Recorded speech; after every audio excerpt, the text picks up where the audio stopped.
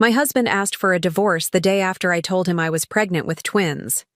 What he didn't know was that my grandmother's trust fund had an ironclad clause for this exact situation. The pregnancy test showed 2 clear lines, confirming what I had suspected for weeks. At 36, after years of trying and 2 miscarriages, I was finally pregnant. I planned the perfect evening to tell Daniel. His favorite meal, candles, the whole works. His reaction wasn't what I expected. "This is unexpected," he said, his voice flat as he stared at the positive test I'd wrapped in a tiny box. Before we jump back in, tell us where you're tuning in from, and if this story touches you, make sure you're subscribed, because tomorrow I've saved something extra special for you. No excitement, no joy, just a strange, cold distance in his eyes I'd never seen before.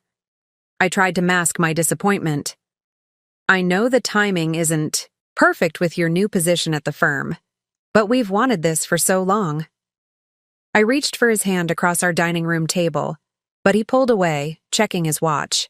"I have some work to finish. We'll talk more tomorrow."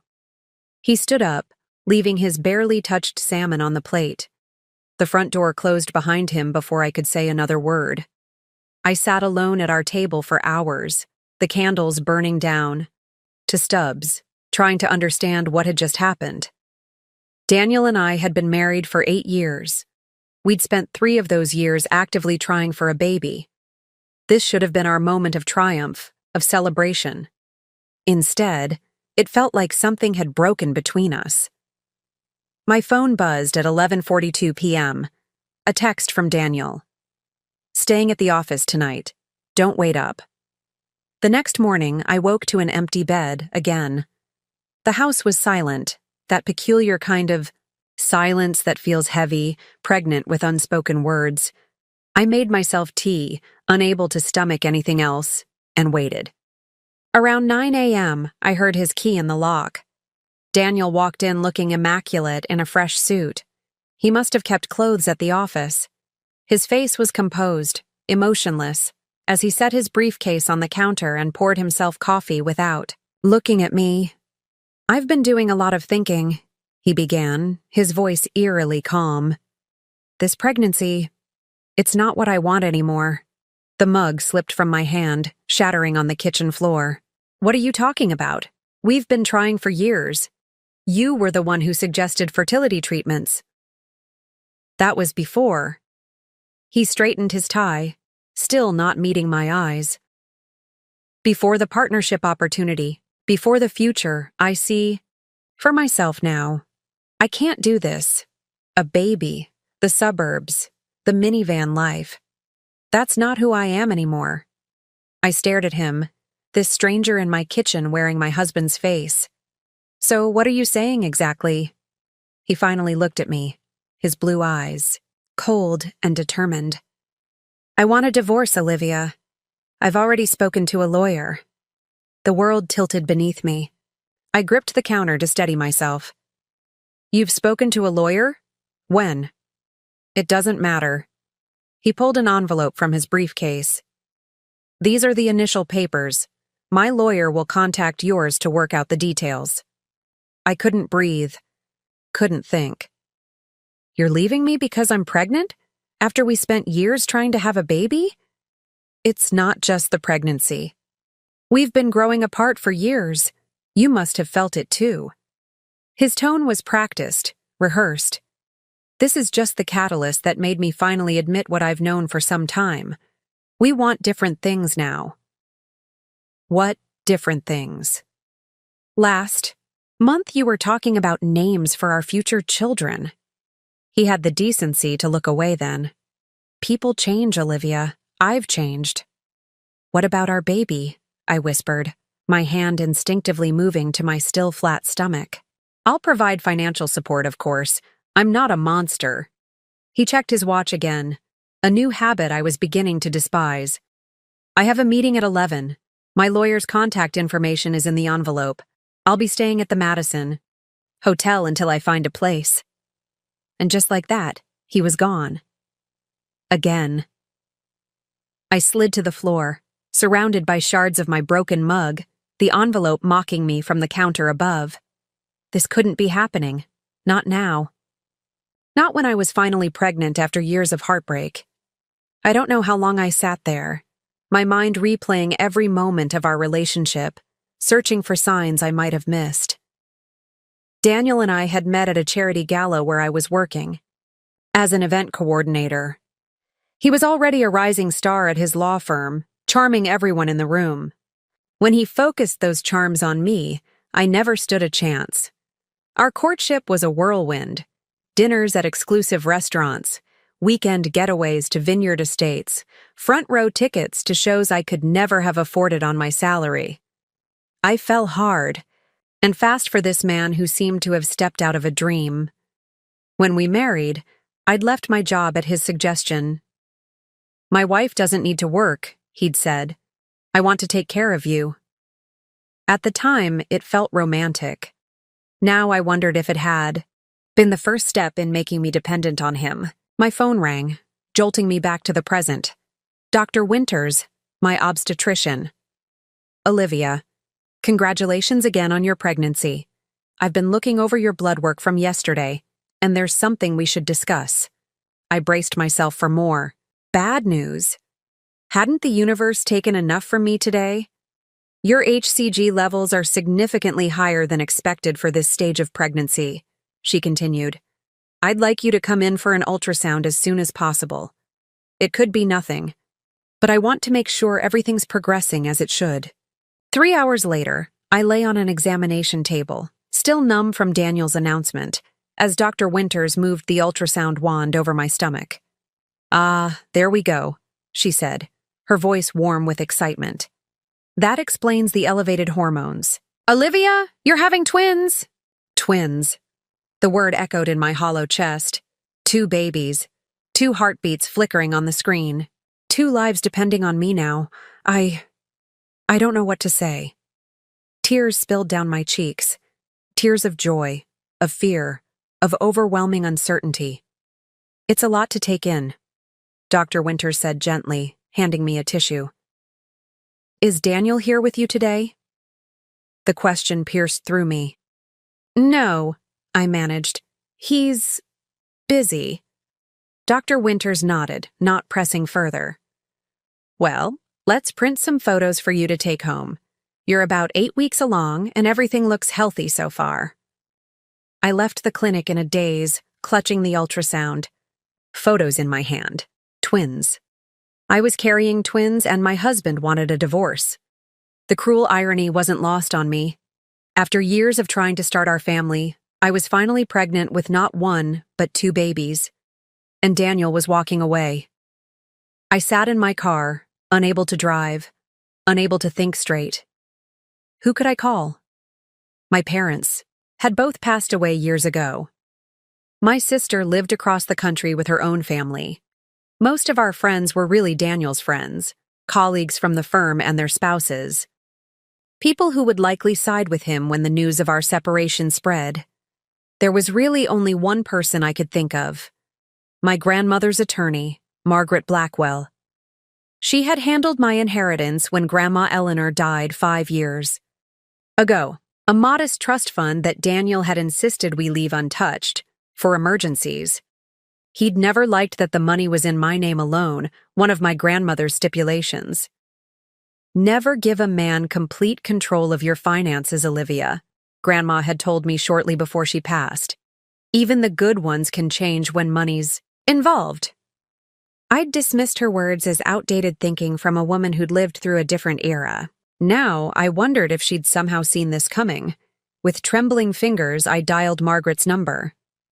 "Olivia," she answered, her voice warm with recognition. "This is a pleasant surprise. How are you?" "Not well," I admitted, my voice breaking. "Daniel asked for a divorce this morning, right after I told him I'm pregnant." There was a moment of silence on the line.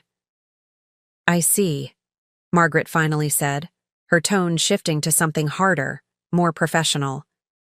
"Are you somewhere safe? Can you come to my office?" "I'm in my car outside the doctor's office. I just found out I'm having twins." "Twins?" she repeated, and I heard the scratch of a pen on paper. "Olivia, I need you to come see me immediately. There's something about your grandmother's trust that we need to discuss." Preparing and narrating this story took us a lot of time, so if you are enjoying it, subscribe to our channel. It means a lot to us. Now back to the story. The trust? What does that have to do with— Not over. The phone, she interrupted. "Can you drive? Or should I send a car for you?"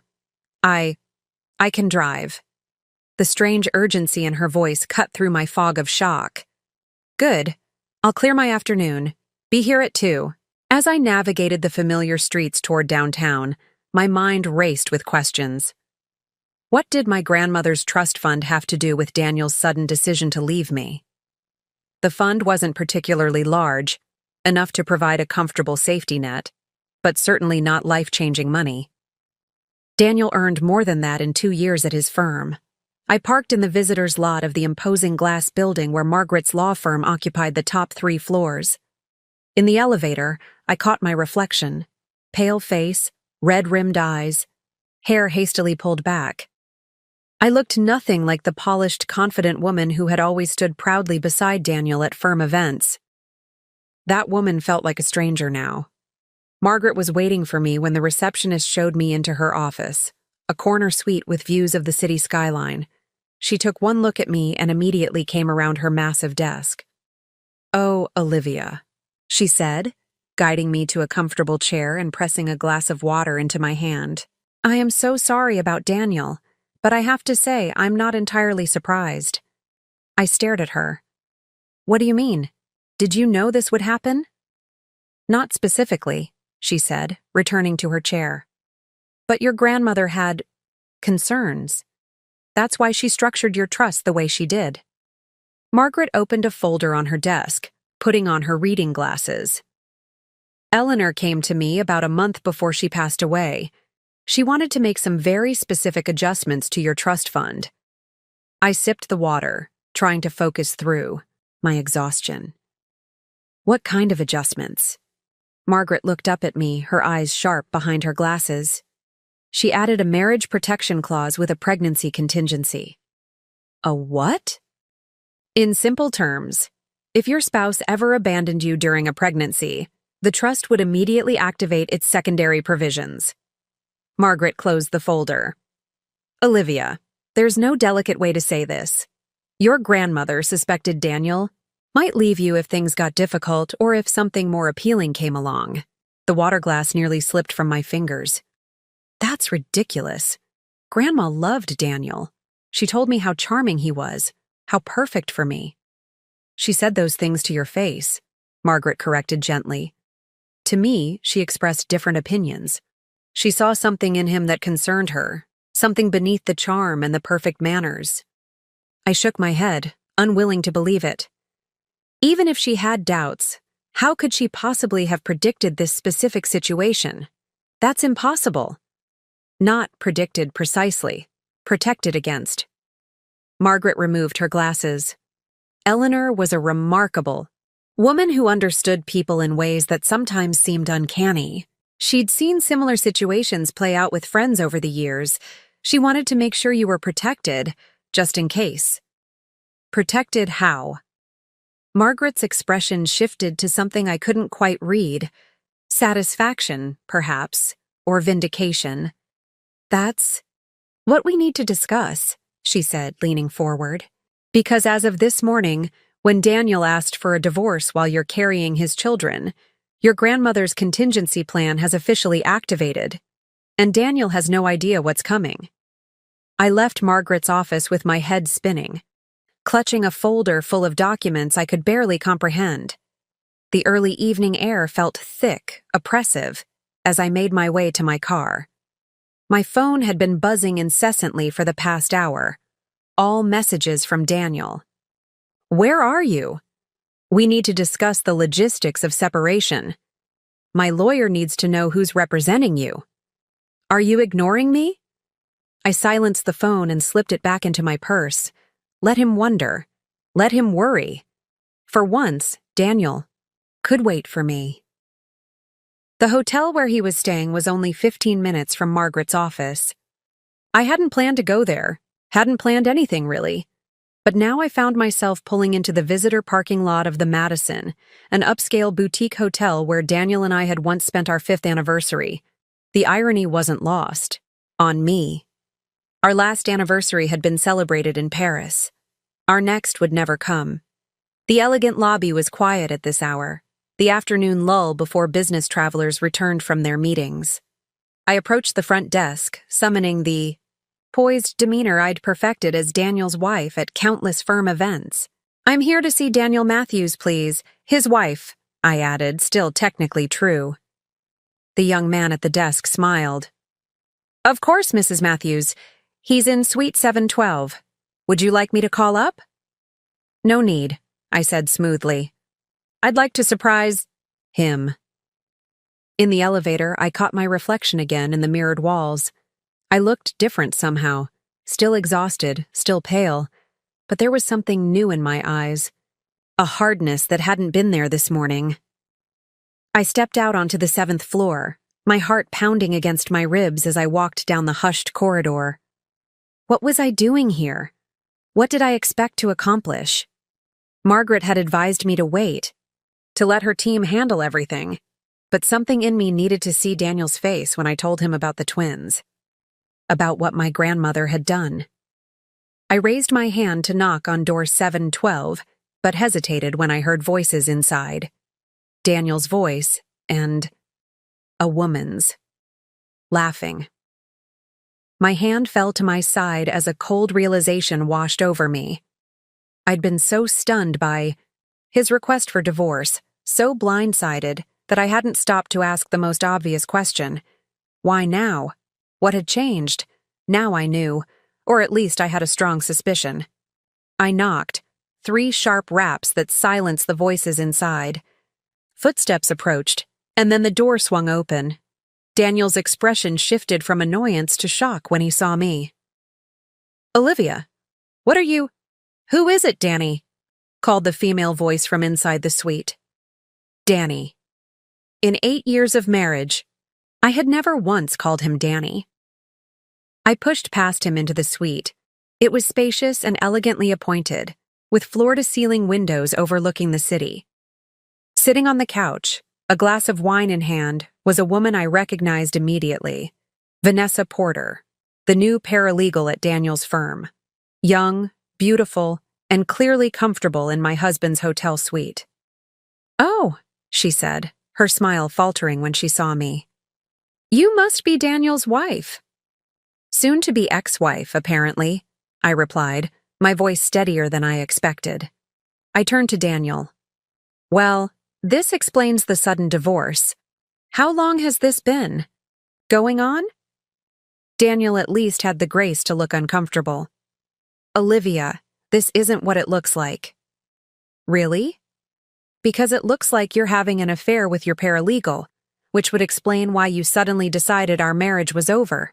The minute I told you I was pregnant." Vanessa's eyes widened. "Pregnant? You didn't say she was pregnant." She set down her wine glass and stood, gathering her purse. "I should go." "No, please stay," I said, a strange calm settling over me. "This concerns you too, in a way." Daniel moved between us. "Olivia, you're upset. We should talk privately." "Like you wanted to talk privately this morning when you handed me divorce papers?" I opened my purse and pulled out the ultrasound photos, tossing them onto the coffee table. "Congratulations, Daniel, it's twins." The color drained from his face as he stared at the grainy images. "Twins?" "Yes. 2 babies. Double the child support, I suppose." I smiled without humor. "Though that's probably the least of your financial concerns right now." Confusion creased. His brow. "What are you talking about?" "I just came from Margaret Blackwell's office. You remember her? My grandmother's attorney? It seems Grandma Eleanor had some concerns about you that I foolishly dismissed." Daniel's expression darkened. "Your grandmother never liked me. She was a bitter old woman who saw right through you. I finished for him. And who put contingencies in my trust fund specifically designed to protect me if you ever abandoned me during a pregnancy. Behind him, Vanessa was edging toward the door, clearly sensing she'd stepped into something far more complicated than a simple affair. Your trust fund is a pittance, Daniel scoffed, but there was uncertainty in his eyes now. Barely worth mentioning in our divorce settlement. That's what I thought too, I said, opening the folder Margaret had given me. Until today. Would you like to know what happens now that you've triggered the contingency clause?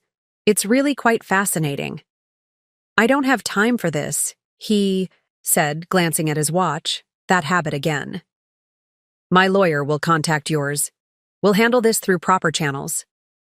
First, I continued as if he hadn't spoken.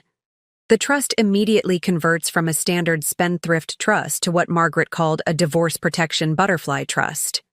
The assets triple, yes, triple, through an insurance policy my grandmother apparently took out specifically for this scenario. Daniel's expression was shifting from dismissive to concerned. What are you talking about? What assets? Second, I went on, gaining momentum. There's a corporate component I never knew about. Do you remember that boutique hotel chain my grandmother's second husband founded? The one with 14 locations across New England? Daniel nodded slowly, wariness creeping into his features. Turns out, Grandma maintained a controlling interest, held in a separate trust. A trust that, as of this morning, transferred entirely. To me? I smiled, recalling Margaret's precise words. But here's the interesting part. Guess who the minority stakeholder in that hotel chain is? Daniel's face had gone completely white now. Carruthers Investments, he whispered. Exactly. Your firm's biggest client. The client whose business secured your partnership track. I closed the folder, my heart racing but my voice steady. So, you see, Daniel, you've created quite a complicated situation for yourself. Your firm won't be pleased to learn that their rising star is now entangled in a messy divorce with the majority owner of their most important client's pet investment. The silence in the room was absolute. Even Vanessa had frozen by the door, her eyes wide as she looked between us. Daniel's shock was quickly morphing into anger. You're bluffing. There's no way your grandmother could have orchestrated something this elaborate. Eleanor Blackwell built and sold 3 companies before she was 50, I reminded him. She played the long game better than anyone. And apparently, she never trusted you. This is absurd, he snapped, running a hand through his perfectly styled hair. Even if what you're saying is true, which I doubt, you have no experience running companies or managing investments. That's true, I acknowledged. Fortunately, the trust includes a management team until I decide whether to sell or keep my interests. Either way, your firm's relationship with Carruthers is now dependent on how amicably this divorce proceeds. You can't do this, Daniel said, his voice rising. You can't use business leverage to extort better divorce terms. It's unethical, possibly illegal. I'm not extorting anything, I replied calmly. I'm simply informing you of my new financial position before you proceed with your plans. What you do with this information is entirely up to you. I turned to leave, but paused at the door.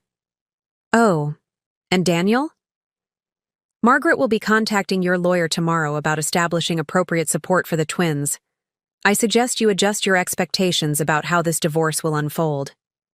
As I walked out, I heard Vanessa's confused voice. Danny, what just happened? What had just happened, indeed? I made it all the way to my car before the shaking started.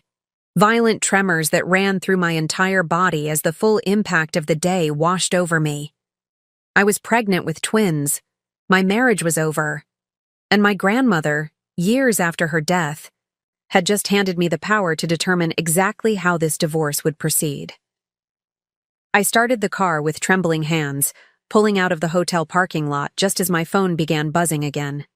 Daniel, no doubt, processing what I'd told him, perhaps calling to threaten or cajole or negotiate.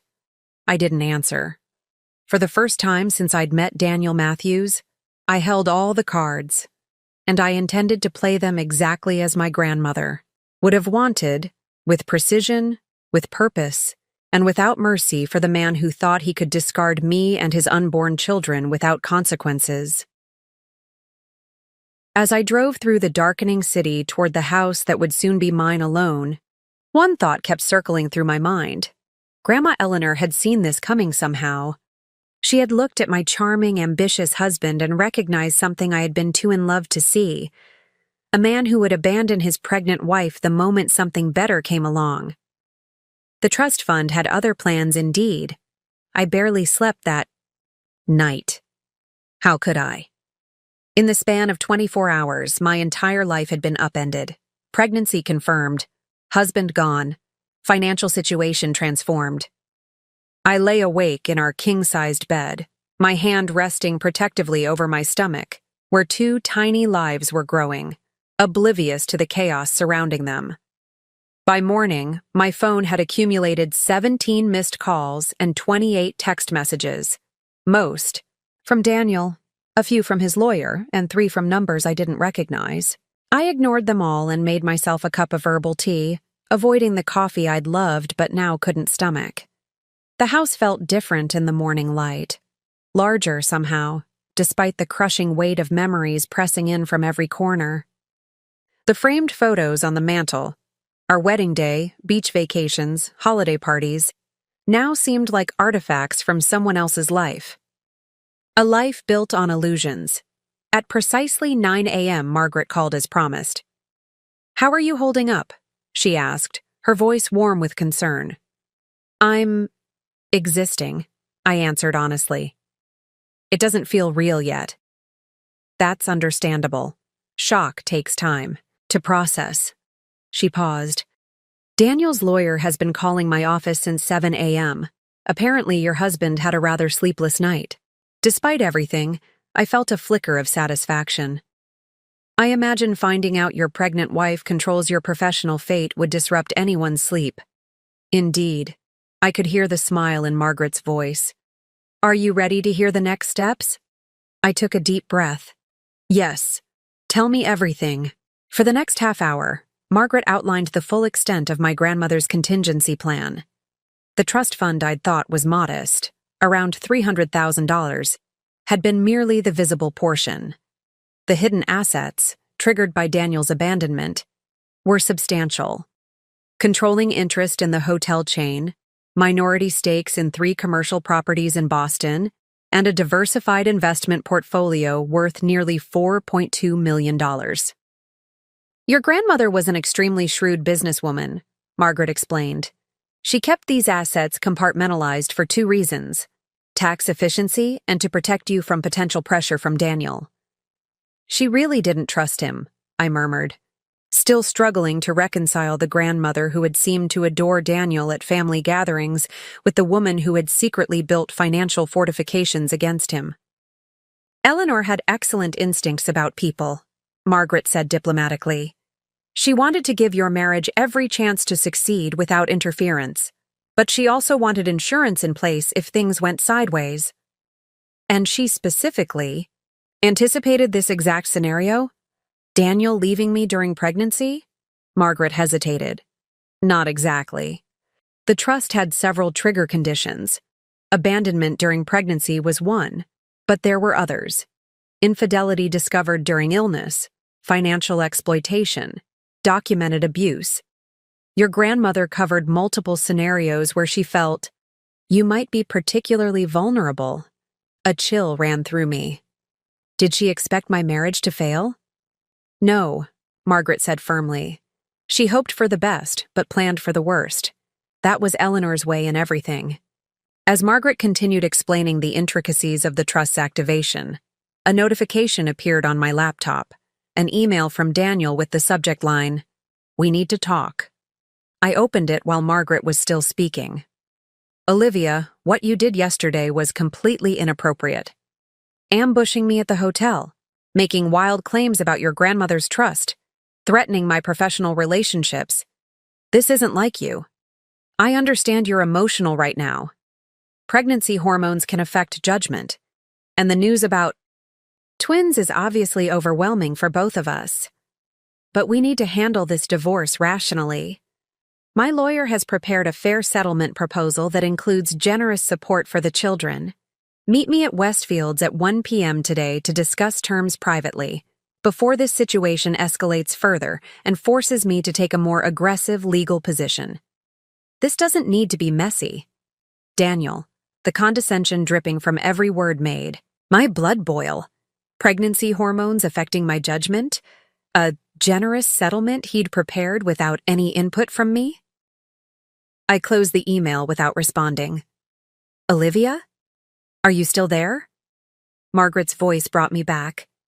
Yes, sorry. Daniel just emailed, wanting to meet to discuss terms privately. Absolutely not, Margaret said immediately. No private meetings, no discussions without counsel present.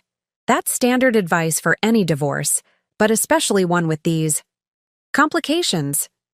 He's trying to intimidate me, I said, recognizing the tactic from watching Daniel negotiate with opposing counsel over the years. He thinks if he can get me alone, he can manage me.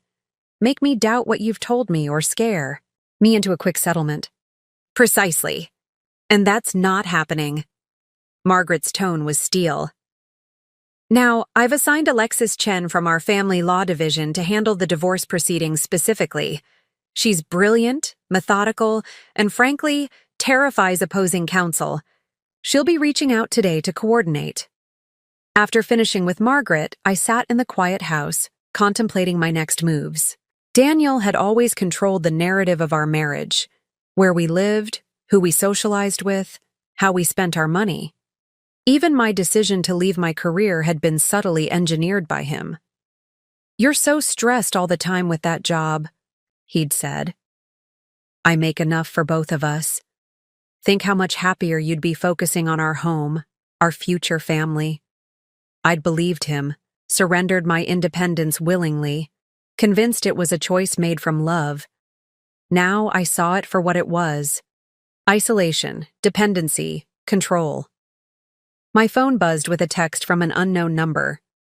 Mrs. Matthews, this is Alexis Chen from Blackwell Partners. Available to speak when convenient. Priority items, securing your medical insurance coverage and freezing joint accounts. Please call my direct line. It was time to start rebuilding. I called Alexis immediately. By noon, we had a strategy in place. Joint accounts temporarily frozen, with emergency provisions for my medical expenses. Daniel's access to the house remotely disabled, and preliminary divorce papers being drawn up that would establish temporary support during the pregnancy. Didn't respond to Daniel's lunch invitation. Instead, I drove to my sister Kate's old apartment building across town. She had moved to Seattle 3 years ago, but had kept her small downtown condo as a rental property. Now, I had a proposition for her. Kate answered my video call immediately. Her face creased with concern. Liv, what's going on? You look terrible. Despite everything, I laughed. Kate had never been one to soften her words. Thanks. That's exactly what a pregnant woman wants to hear. Pregnant? Her shriek was so loud I had to lower the volume. Oh my God! Does Daniel know? Is that why you're calling? Wait, why do you look like you've been crying for days if you're pregnant? Isn't this what you both wanted? It's a long story, I said, feeling the weight of it all pressing down again. The short version, I'm pregnant with twins. Daniel is having an affair with his paralegal. He asked for a divorce yesterday, and Grandma Eleanor apparently had a secret plan for this exact scenario that's now turning Daniel's life upside down. Kate's mouth opened and closed several times before she managed, Holy shit, Liv, I don't even have words. Neither did I, believe me. I took a deep breath. But I need to ask you something. Is your condo still being rented? Kate shook her head. The tenants moved out last month. I was about to list it again next week. Why? I need a place to stay. Somewhere Daniel wouldn't think to look for me immediately. Somewhere I can just breathe and figure out what comes next. Understanding dawned in my sister's eyes. It's yours for as long as you need it. I'll email you. The door codes. The place is cleaned and furnished still. Thank you. The relief of having somewhere to go, somewhere that wasn't saturated with memories of Daniel, was overwhelming. Do you want me to come home? Kate asked, already reaching for what looked like her calendar. I can probably get a flight tomorrow. No, stay there. I'm okay. I managed a small smile. Better than okay, actually. I'm finally seeing clearly for the first time in years. After arranging details with Kate, I packed a suitcase with essentials. I wasn't running. Away, this was strategic retreat. A chance to gather my strength away from the emotional minefield of the home Daniel and I had shared. As I was loading the suitcase into my car, my phone rang. Daniel again. This time, I answered. Where were you? He demanded without preamble. I waited at Westfields for an hour. I was busy securing my future, I replied calmly, and our children's future.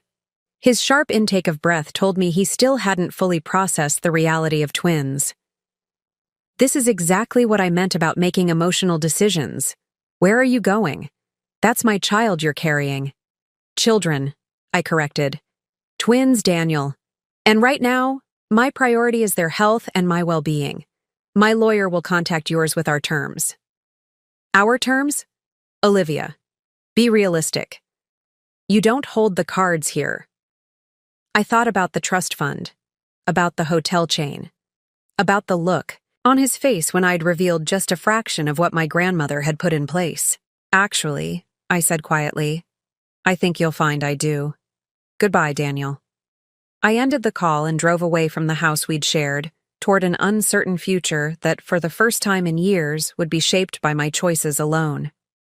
Kate's condo was exactly what I needed, a neutral space untouched by memories of Daniel, minimalist and calm with floor-to-ceiling windows overlooking the river. I spent the first evening just sitting on the balcony, watching the sunset paint the water gold and crimson, trying to reconcile the life I'd thought I had with the reality now unfolding. To truly understand how I ended up here, pregnant with twins, newly separated and wielding unexpected financial power, you need to know how Daniel and I began. 8 years earlier, I was 28 and building a promising career in event management for a high-end hotel group. I specialized in corporate retreats and executive functions, which meant I worked closely with the city's top law firms, investment banks, and consulting agencies. I was good at my job, organized, personable, detail-oriented, and I loved the independence my salary afforded me. The gala where I met Daniel was for a children's charity his firm supported. Carruthers Investments was the main sponsor, and as one of their most important legal partners, Daniel's firm had a prominent presence. I'd been coordinating with his assistant for weeks, arranging seating charts and managing special requests. I knew his name well before I met the man. I was checking the VIP table arrangements when he approached, tall, immaculately dressed in a tailored tuxedo, with confident blue eyes and an easy smile that suggested he was accustomed to people doing exactly what he wanted. You must be Olivia Reynolds, he said, extending his hand. Marcus has been singing your praises for weeks. Apparently, you're the only event coordinator who's ever managed to accommodate Mr. Carruthers' impossible demands without breaking a sweat. I shook his hand, maintaining professional composure despite noticing how attractive he was. Mr. Matthews, everything is arranged as requested. Your firm's tables are near the stage, with Mr. Carruthers positioned for easy access to the exit. As specified. Daniel, please, he said, his smile warming. And I'm actually here about a personal request, not a professional one. Something in his gaze made my pulse quicken. Oh? I was hoping you might save me a dance later, unless that violates some professional code of conduct? It did, technically.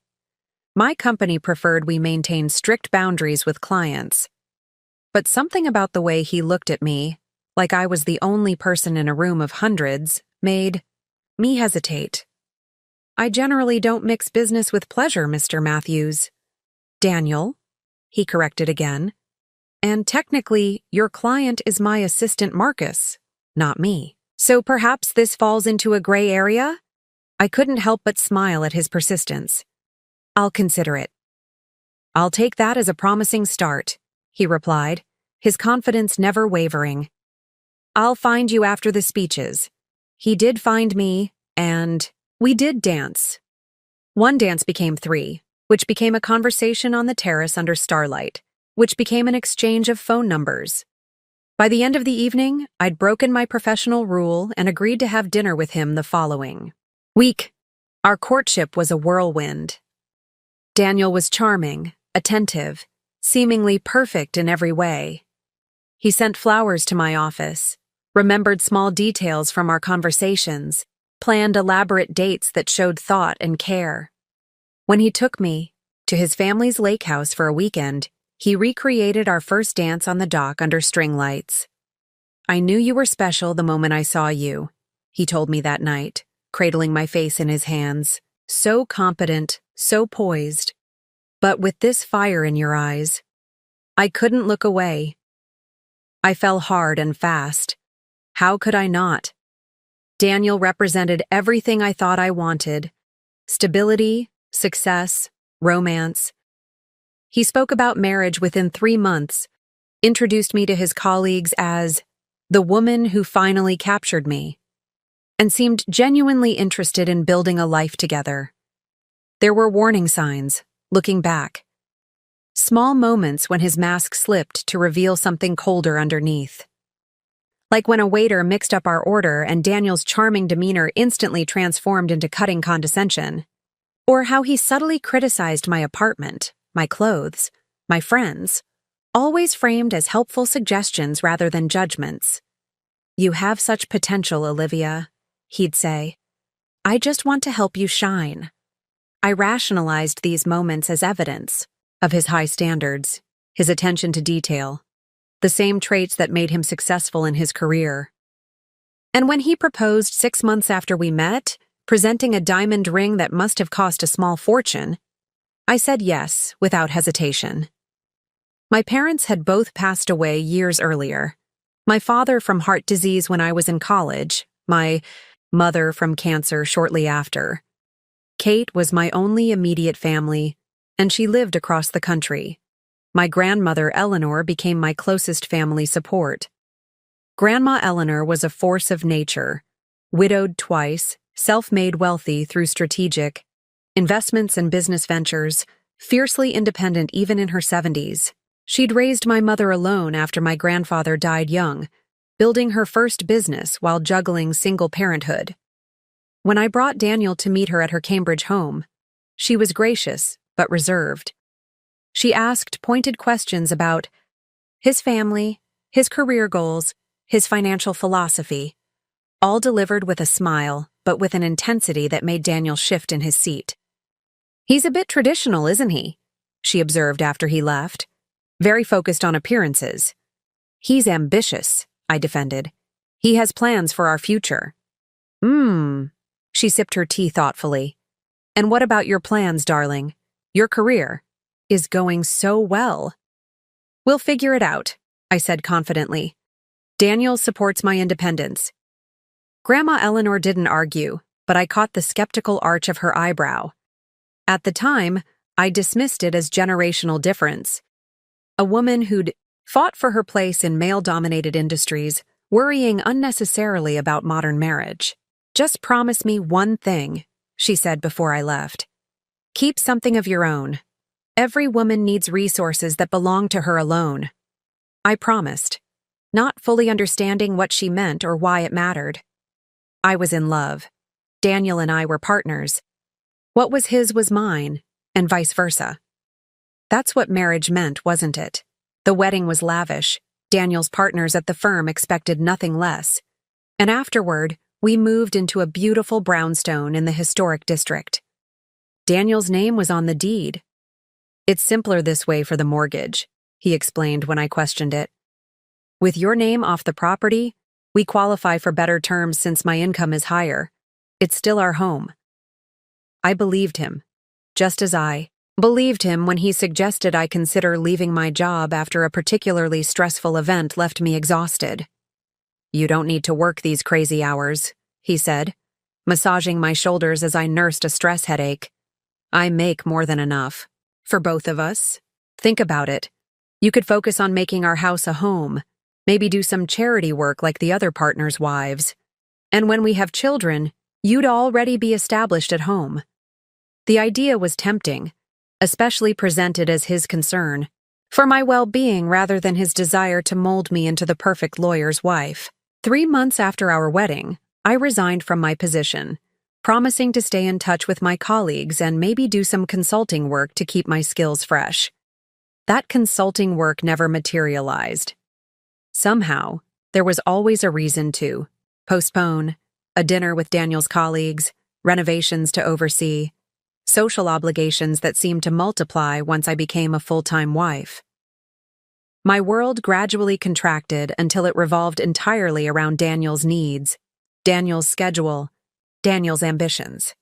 I didn't notice how isolated I'd become until my grandmother was diagnosed with aggressive pancreatic cancer. Suddenly, I was spending days at her bedside, reconnecting with her old friends and business associates who came to visit. Vibrant, independent women who asked pointed questions about my life that I struggled to answer. "Still happy with your decision to leave your career?" one of her friends asked when Daniel wasn't present. "Eleanor mentioned you were quite successful." "Of course," I said automatically, the answer expected of a contented wife. "Daniel's career keeps us both busy." The woman, a retired judge in her 70s, gave me a long look. "And if something happened to Daniel tomorrow? What then?" I had no answer. I'd never considered the possibility of life without Daniel. My identity had become so intertwined with his that imagining independence felt like contemplating amputation. That conversation planted a seed of unease that grew as I watched my grandmother's health decline. Eleanor had always been my model of self-sufficiency, a woman who navigated life on her own terms. Somewhere along the way, I'd abandoned that example in favor of the security Daniel offered. In her final weeks, Grandma Eleanor asked to speak with me alone. Daniel had driven me to the hospice but waited outside, checking emails on his phone. "Olivia," she said, her voice weak but her eyes still sharp, "are you truly happy? Tell me the truth now. No platitudes." I hesitated, suddenly unable to maintain the cheerful facade I'd perfected. "I don't know," I admitted. "Sometimes I feel like I've lost myself." She nodded slowly, as if confirming a suspicion. "It happens so gradually you barely notice, doesn't it? The small surrenders that become a complete capitulation." Tears welled in my eyes. "I love him, Grandma." "I know you do." She patted my hand. "But love shouldn't require erasure, darling. Remember who you were before him. That woman still exists." 3 days later, she slipped away peacefully in her sleep. The funeral was small but dignified, and Daniel was appropriately supportive, handling arrangements and fielding condolences. I was too grief-stricken to notice the long private conversation he had with Margaret Blackwell, or the documents my grandmother had signed in her final days. I learned about the trust fund at the reading of the will, a modest but meaningful inheritance that Daniel immediately suggested we invest for our future family. "Let's talk to my financial advisor," he said on the drive home. "There are tax advantages to folding this into our joint investments." For the first time, I heard my grandmother's voice in my mind. "Keep something of your own." "I'd like to keep it separate," I said quietly, in memory of Grandma. It was our first real argument. Daniel couldn't understand why I'd want to maintain a separate account when marriage is about sharing everything. Eventually, he relented, but with visible frustration. "Fine, keep your little nest egg if it makes you happy. It's not like it's enough to matter anyway." Little did either of us know just how much it would eventually matter, or how prescient my grandmother's concerns about Daniel would prove to be. Looking back now from the sanctuary of my sister's condo, I could see the warning signs so clearly. They flashed like neon in my memory, moments when the mask slipped and Daniel's true nature revealed itself. How had I missed them? Or perhaps the better question, why had I chosen to ignore them? The first major red flag appeared 6 months into our marriage. We were invited to a dinner at the home of Julian Carruthers, the head of the investment firm that was Daniel's most important client. The invitation was a coup for Daniel, a sign that he was being noticed by the firm's top echelon. "This is huge," Daniel said as we prepared for the evening, adjusting his tie for the 3rd time. "Carruthers never invites junior partners to his home. This could fast-track my career." I was nervous, but excited for him. "What should I expect, Daniel?" Paused, studying me with sudden intensity. "You need to be perfect tonight. These people are different from your hotel colleagues. More sophisticated, more particular." That stung, but I nodded. "I'll follow your lead." "Wear the blue dress," he instructed. "The one from Saks, and the pearl earrings I bought you for Christmas. Nothing flashy. Conservative elegance is key with the Carruthers crowd." I complied, eager to support his big moment. As we drove to the Carruthers estate in the wealthy suburb of Brookline, Daniel drilled me on topics to avoid: politics, religion, anything controversial, and people to impress: Julian's wife Marianne, his right-hand man Thomas Beck. "And for God's sake," he added as we approached the imposing gates, "don't mention your event planning background. If anyone asks what you do, you're involved in charity work." "Why would I lie about my career?" I asked, genuinely confused. Daniel's knuckles whitened on the steering wheel. "Because we're not here as Olivia and Daniel tonight. We're here as a junior partner and his appropriate wife. This isn't about you." The evening started well. I stayed close to Daniel, smiled at the right moments, made appropriate small talk. Julian Carruthers was a surprisingly down-to-earth man in his 60s, with a dry wit and shrewd eyes that missed nothing. His wife Marianne was gracious but reserved, clearly accustomed to evaluating newcomers to their circle. During cocktails, I found myself briefly separated from Daniel when he was pulled into a conversation with some senior partners. Marianne approached me with a fresh glass of sparkling water. "Daniel seems very ambitious," she observed, watching him charm the group of older men.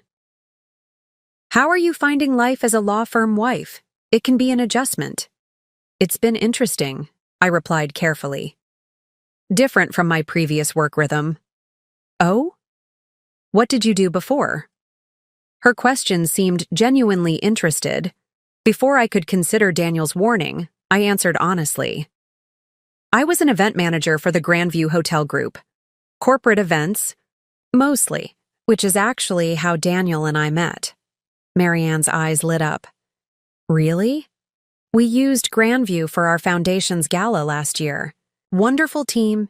Did you work with Sarah Hensley by any chance?" The conversation flowed easily after that. Sarah had been my mentor, and Marianne knew her well through charity work. We discovered several mutual connections, and soon we were discussing the challenges of coordinating large-scale fundraisers. "You know," Marianne said thoughtfully, "our foundation is looking for someone with exactly your experience to help reorganize our annual giving program. It's part-time, perfect for someone who wants to maintain professional skills while supporting a spouse's career. Would you be interested?" My heart leapt at the opportunity. "I'd love to discuss it further." "Wonderful. I'll have my assistant contact you next week." I was still glowing from this interaction when Daniel appeared at my side, his hand gripping my elbow a bit too firmly. "I see you've met my wife," he said to Marianne, his smile not quite reaching his eyes. "Indeed. And what a find she is," Marianne replied. "Did you know you married one of the best event planners in the city? We used her team for our foundation gala." Daniel's expression froze for a microsecond before he recovered. "Olivia was certainly excellent at her job. We're just thankful. She's now able to focus on our home life." "Actually," I interjected, Marianne and I were discussing a potential opportunity with the Carruthers Foundation. The drive home was arctic. As soon as we were in the car, Daniel exploded. "What the hell were you thinking?" I specifically asked. "You not to mention your hotel job, and instead you're networking for employment? At the most important dinner of my career?" Marianne brought it up, I defended. And it went well. She was impressed. "I don't care if she was impressed with you," Daniel snapped. "My career depends on these people's perceptions. Do you think Julian Carruthers wants his top legal counsel to have a wife working for his charity like some desperate social climber?" "That's ridiculous," I said, genuinely confused. "Why would my professional capabilities reflect poorly on you?" "Because it suggests I can't provide for my family," Daniel hissed. "It makes me look weak." I stared at him, suddenly seeing something I hadn't before, a deep insecurity beneath his confident exterior, a fragility to his ego that required constant support. "Daniel, no one thinks that way anymore. Marianne seemed to value professional women. Drop it," he interrupted. "You're not taking that position. End of discussion." I didn't drop it. The next day, I called Sarah, my old mentor, to ask about the Carruthers Foundation. She confirmed it was a prestigious organization and that working with Marianne would be an excellent opportunity. When Marianne's assistant called to schedule a meeting, I agreed without consulting Daniel. It was only part-time, I reasoned. A way to keep my skills sharp while still being the supportive wife he wanted. The morning of the meeting, Daniel discovered my plans when he overheard me confirming the appointment. "Cancel it," he demanded, his voice deadly quiet. "No," I replied, surprising myself with my firmness. "This is important to me." What followed was our worst fight to date. Daniel didn't raise his voice, that wasn't his style, but his words were cutting, designed to make me doubt myself. "You're being selfish," he said. "After everything I've done to give you this life, you can't make this one sacrifice? Do you know how it will look if a junior partner's wife takes a charity job with our biggest client? Like she's skilled and valued?" I countered. His expression darkened. "Like she doesn't trust her husband to provide. Like she's hedging her bets. That's not what this is about, isn't it?" He moved closer, his voice softening to that persuasive tone he used in negotiations. "Olivia, we talked about this. You agreed that focusing on our home would be best, especially when we start our family. Do you really want to compromise that plan for some vanity project?" I hesitated, his words finding their target. We had been trying for a baby for several months without success. The fertility specialist had mentioned stress as a possible factor. "I just want something of my own," I said finally, echoing my grandmother's words. Daniel's expression shifted to one of hurt disappointment. "I thought I was enough for you. I thought our life together was enough." The guilt was immediate and overwhelming. How could I hurt him like this when he'd given me everything? A beautiful home, financial security, status in a world I'd only glimpsed before meeting him. I canceled the meeting with Marianne. When her assistant asked why, I mumbled something about family priorities. The woman's pause spoke volumes. "I understand," she said finally. "Marianne will be disappointed. She thought you had remarkable potential." That night, Daniel brought home flowers and my favorite chocolates. "I'm proud of you," he said, kissing my forehead. This was the right decision for us. Us. Always us. Never me. It was the first of many similar incidents. Anytime I showed interest in resuming my career, reconnecting with former colleagues, or developing independent interests, Daniel found a way to redirect me. Sometimes through guilt, sometimes through charm, occasionally through carefully rationed displeasure that made me desperate to regain his approval. Another significant warning appeared during our second year of marriage, when we attended a dinner party hosted by one of Daniel's colleagues. The wife of a senior partner pulled me aside during the evening. "How are you really doing, Olivia?" she asked, her voice lowered. "You seem different lately." I didn't know Sandra well, but something in her concerned expression broke through my practiced smile. "I'm fine. Just a little tired." She glanced across the room where Daniel was holding court, then back to me. "I recognize the signs, you know. I've been where you are." "What do you mean?" "The isolation, the subtle control, the way you check his expression before you speak." She squeezed my arm gently. "Harold was the same way when we first married. It took me years to reclaim myself." I pulled away, uncomfortable with her assessment. "Daniel and I are fine. He's just ambitious." "Of course," she said, backing off immediately. "But if you ever need to talk, well, some of us have formed a little lunch group. Partners' wives who maintain our own identities. You'd be welcome. Anytime." I never took her up on the offer. Instead, I reported the conversation to Daniel on the drive home, expecting him to laugh it off. He didn't laugh. His face darkened with anger. "Sandra Mitchell is a bitter, frustrated woman whose husband is considering divorce. She's poisonous, and I don't want you spending time with her." She seemed concerned, not bitter, I ventured.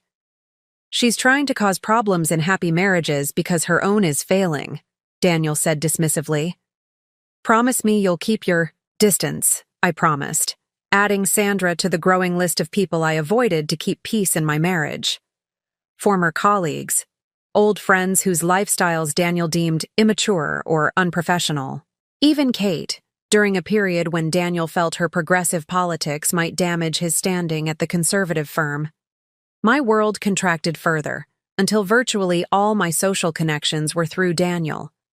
His colleagues, his approved friends, his preferred social circle. The irony wasn't lost on me now, as I sat in Kate's condo, that my sister was the first person I'd reached out to when my marriage collapsed. The connection I'd preserved despite Daniel's disapproval had become my lifeline, and my grandmother, the woman whose concerns I'd dismissed as outdated, had somehow foreseen exactly the protection I would need when Daniel's true nature finally revealed itself completely.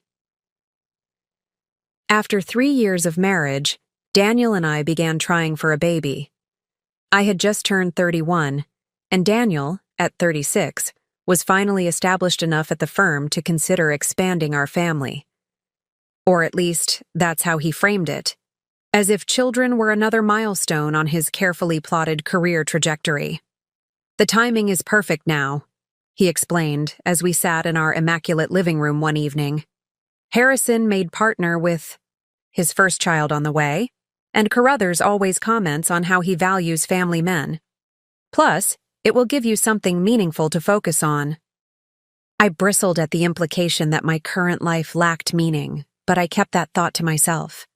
The truth was, I wanted children desperately.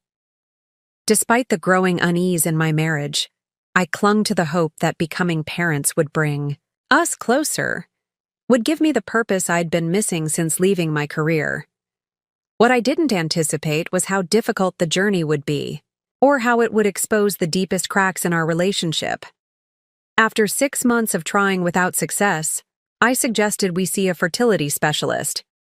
Daniel initially resisted. "It's too soon to worry," he said dismissively. "These things take time." "I'd just feel better if we had some tests," I persisted, "to make sure everything's okay." He studied me with that evaluating gaze that always made me feel like I was being cross-examined. "Is this about your age? Because 31 is hardly geriatric in reproductive terms." "No, it's about being proactive," I replied, trying to keep the frustration from my voice. "If there's an issue, I want to know sooner rather than later." Eventually, he relented, though he managed to schedule the appointment during a week when he was traveling for work, leaving me to attend alone. The doctor, a kind, soft-spoken woman named Dr. Winters, ran preliminary tests and asked detailed questions about my health history. "Everything looks normal on initial examination," she assured me. But we'll need your husband to come in for testing as well. Male factors contribute to infertility in about 40% of cases. When I relayed this to Daniel over the phone that evening, his response was immediate and defensive. "There's nothing wrong with me," he snapped. "This is a waste of time." "The doctor says it's standard procedure," I explained carefully. "Both partners need to be tested to get a complete picture." After much persuasion, Daniel agreed to schedule the test, though he complained about it for days leading up to the appointment. When the results came back normal for both of us, he was insufferable. "See? Exactly what I said. Unexplained infertility is just doctor speak for keep trying and stop worrying." Dr. Winters suggested lifestyle modifications, reducing stress, timing intercourse more strategically, eliminating alcohol. I embraced these changes wholeheartedly. Daniel did not. "I'm not organizing my entire life around baby making," he declared after I mentioned that he'd been out drinking with colleagues during my projected fertile window. "It'll happen when it happens." Yet despite his apparent nonchalance, I noticed Daniel growing increasingly frustrated with each passing month. Sex became mechanical, scheduled, devoid of intimacy. He would check his watch before and after, as if our most private moments were just another appointment in his calendar. After a year of trying, Dr. Winters suggested we consider assisted reproductive technologies. "Given your test results and the duration you've been trying, IUI or possibly IVF might be appropriate next steps." This time, Daniel attended the appointment with me. He sat rigidly in his chair, asking pointed questions about success rates and costs. I could see the calculations running behind his eyes, weighing the financial investment against the potential return. "We'll try IUI first," he decided afterward, as if the choice were his alone to make. "It's less expensive and less invasive. If that doesn't work after 3 cycles, then we can discuss IVF." The clinical approach to creating our family broke something in me. This wasn't how I'd imagined my path to motherhood. Injection schedules, hormone medications, Daniel treating the process like a business transaction. But I wanted a baby so badly that I pushed aside my discomfort. The first IUI failed. So did the second. By the third attempt, I was an emotional wreck. Hormones raging from the medications, hope dwindling with each negative test. Daniel's support, initially strong, began to waver. "Maybe we should take a break," he suggested after the third failed cycle. "Focus on us for a while. You're becoming obsessed with this." "Obsessed?" I echoed, hurt beyond measure. "This is our future family we're talking about. And it will happen when it's meant to happen," he replied with that patronizing tone I'd grown to hate. "In the meantime, I need my wife back. The one who isn't crying all the time or scheduling sex like a military operation." We did take a break. 6 months of pretending we weren't both thinking about the baby we didn't have, of Daniel staying later at the office, of me researching fertility treatments alone at night. The distance between us grew, a chasm neither of us knew how to bridge. During this time, I received an unexpected call from Sarah, my former mentor from the hotel group. "Olivia," she said warmly, "I've been thinking about you. We're launching a new corporate retreat program and could use your expertise on a consulting basis. Very flexible hours, work from home. Would you be interested?" The opportunity felt like a lifeline, a chance to reclaim a piece of myself that had been dormant for too long. When I mentioned it to Daniel that evening, his reaction was surprisingly muted. "If that's what you want to do, fine. Maybe having something else to focus on will help you stop obsessing about babies." His easy acquiescence should have been my first clue that something had shifted. The Daniel who had vehemently opposed my working with the Carruthers Foundation was now indifferent. To my professional aspirations, at the time, I was simply relieved to avoid a fight and excited about the prospect of using my skills again. The consulting work was exactly what I needed. Challenging, fulfilling, connecting me to the professional world I'd left behind. For a few months, life improved. Daniel and I found a new rhythm, less pressured, more like the early days of our relationship. Then I discovered why he'd been so amenable to my taking on work. Daniel had been having an affair with a summer associate. At his firm, a relationship that had apparently begun during my third failed IUI cycle. The affair had ended badly, and the young woman had threatened to report it to the partners. I found out not from Daniel, but from Sandra Mitchell, the partner's wife who had tried to warn me years earlier. She called one morning while Daniel was at work. "Olivia, I wouldn't normally interfere, but you should know there's a situation at the firm involving Daniel.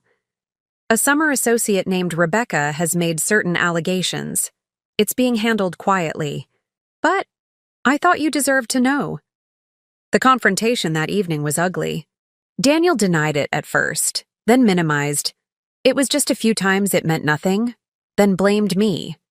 If you hadn't been so consumed with fertility treatments, so emotionally unavailable.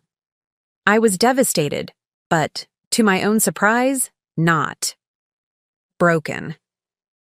The consulting work had rekindled something in me, a sense of self-worth separate from my identity as Daniel's wife. I considered leaving him then. I packed a bag, called Kate, prepared to walk away from the marriage. Daniel's response was a masterclass in manipulation.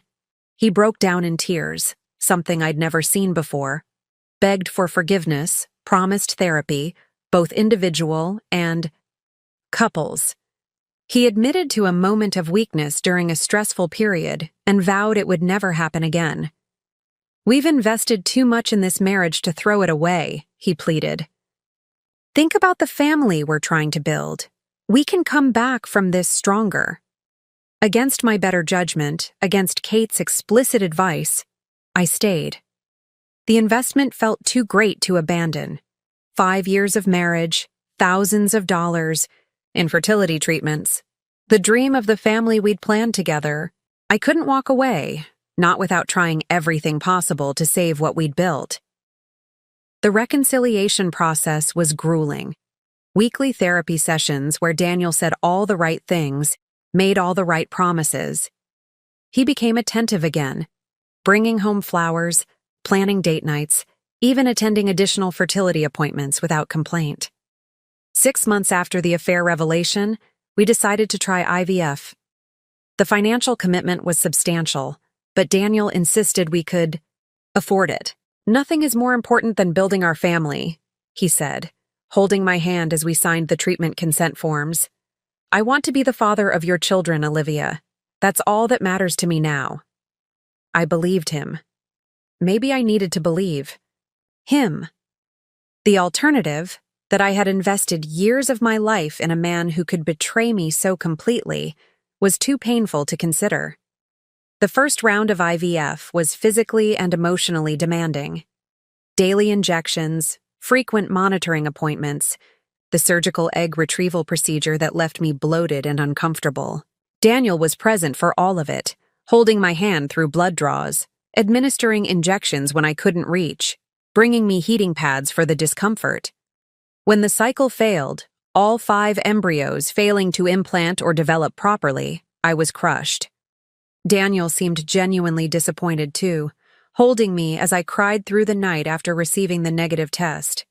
"We'll try again," he promised, "as many times as it takes." We did try again 3 months later. This cycle produced better results. 8 viable embryos, 2 transferred fresh, the rest frozen for future attempts.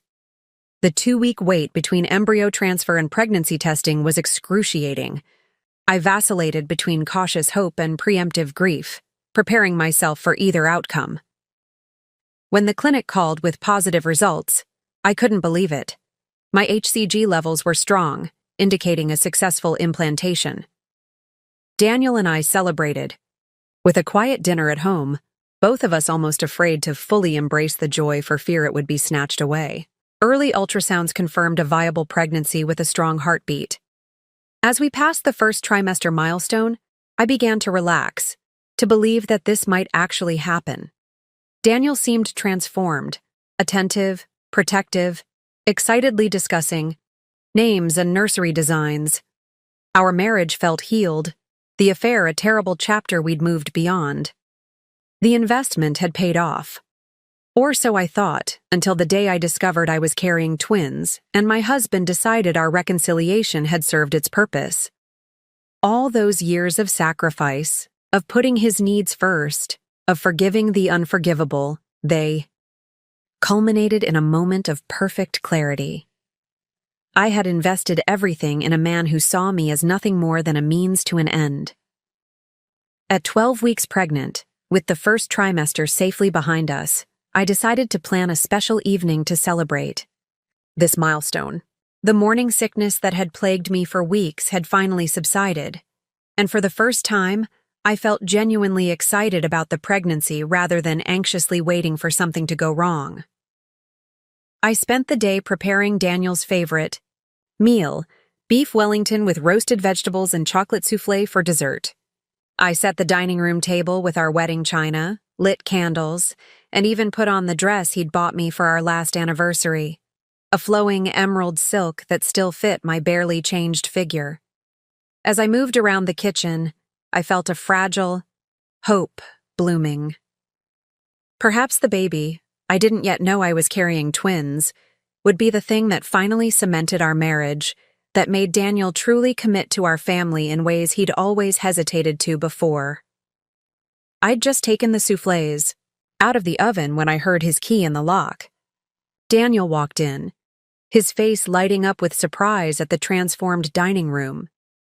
"What's all this?" he asked, loosening his tie and setting down his briefcase. "A celebration," I said, smiling as I handed him a glass of sparkling cider. "We made it through the first trimester. Doctor says the risk of miscarriage drops significantly now." His smile seemed genuine as he clinked his glass against mine. "To our growing family." The evening progressed better than I could have hoped. Daniel was attentive, asking questions about my recent doctor's appointment and sharing amusing stories from work. For the first time in months, maybe years, I felt like we were truly connecting, sharing this precious milestone as equal partners. After dessert, as we lingered at the table, Daniel reached across and took my hand.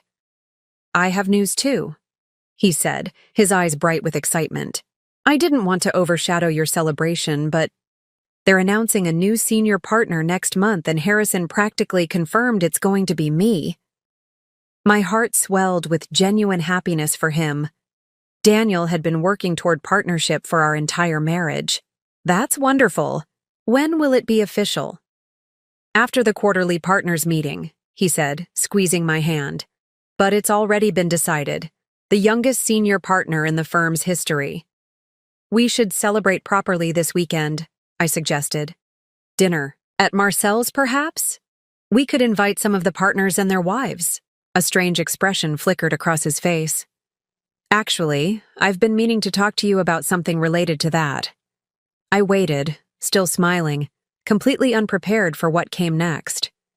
With the partnership and the baby both happening, "I've been thinking about our living situation," he began, his tone shifting to something more measured, more careful. "This house is fine for now, but it's not really suitable for where my career is heading." "We could look for something larger," I offered. "Maybe in Wellesley?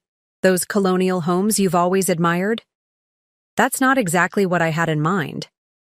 He withdrew his hand from mine. "The thing is, Olivia, senior partners at the firm have a certain image to maintain, a certain lifestyle that's expected." I nodded, still not understanding where this was going. "Harrison mentioned that Julian Carruthers has been asking about you. Apparently, Marianne still remembers your background in event planning." An uneasy feeling crept up my spine. "What does that have to do with our living situation?" Daniel's expression hardened almost imperceptibly.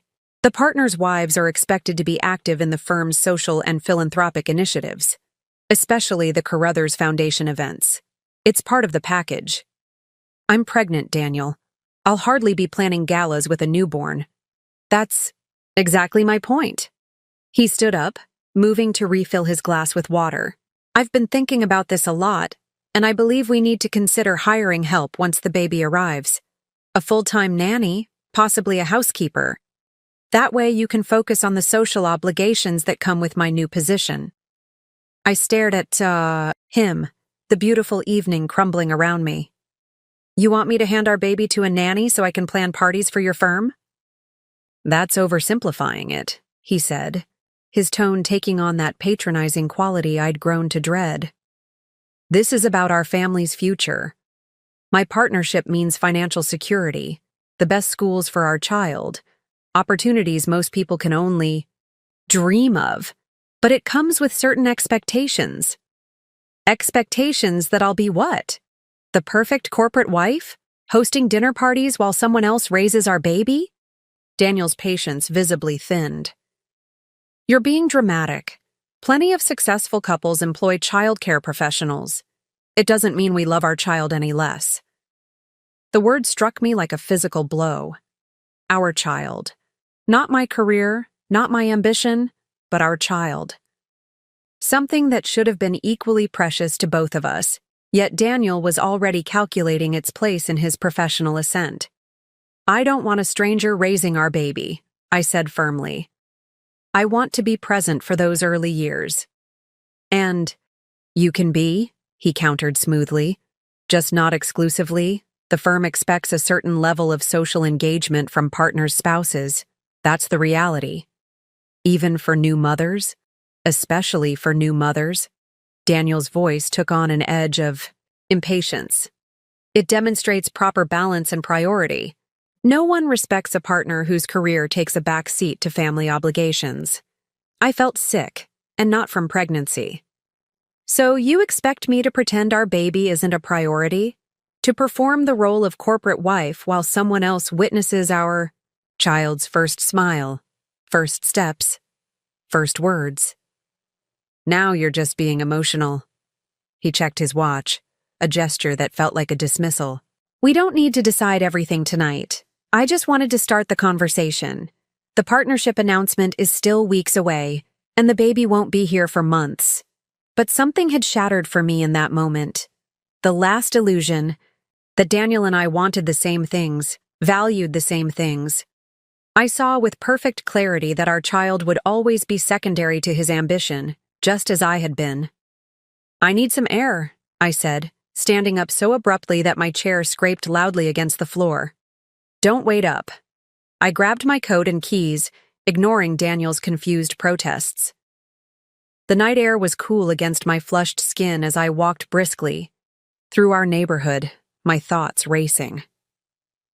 For the first time, I allowed myself to imagine a different future, one where I raised our child on my own terms, where Daniel's priorities didn't dictate our family life.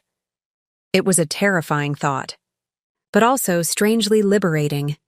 My grandmother's voice echoed in my mind. Remember who you were before him. That woman still exists. When I returned home hours later, the house was dark. Daniel had cleared the table and gone to bed, leaving no indication of our interrupted conversation. We didn't speak of it again the next day or the day after. The subject hung between us, unresolved but ever present. A week later, I had my regularly scheduled prenatal checkup. Daniel had attended the first few appointments, but had begged off this one, citing an important client meeting. Dr. Winters performed the routine ultrasound, her expression changing as she studied the screen. Well, she said, a smile spreading across her face. This explains your elevated HCG levels and stronger than expected morning sickness. Congratulations, Olivia. You're carrying twins. The world seemed to stop. Twins? I echoed, my voice barely a whisper. Yes, 2 healthy fetuses, both measuring right on track. She turned the screen toward me, pointing out 2 distinct shapes, 2 tiny flickering heartbeats. Would you like to know the sex, or would you prefer to wait? I want to know, I managed, still processing the revelation. It looks like 2 boys, she said, studying the images. Though it's still relatively early, so that could change. But I'm fairly confident.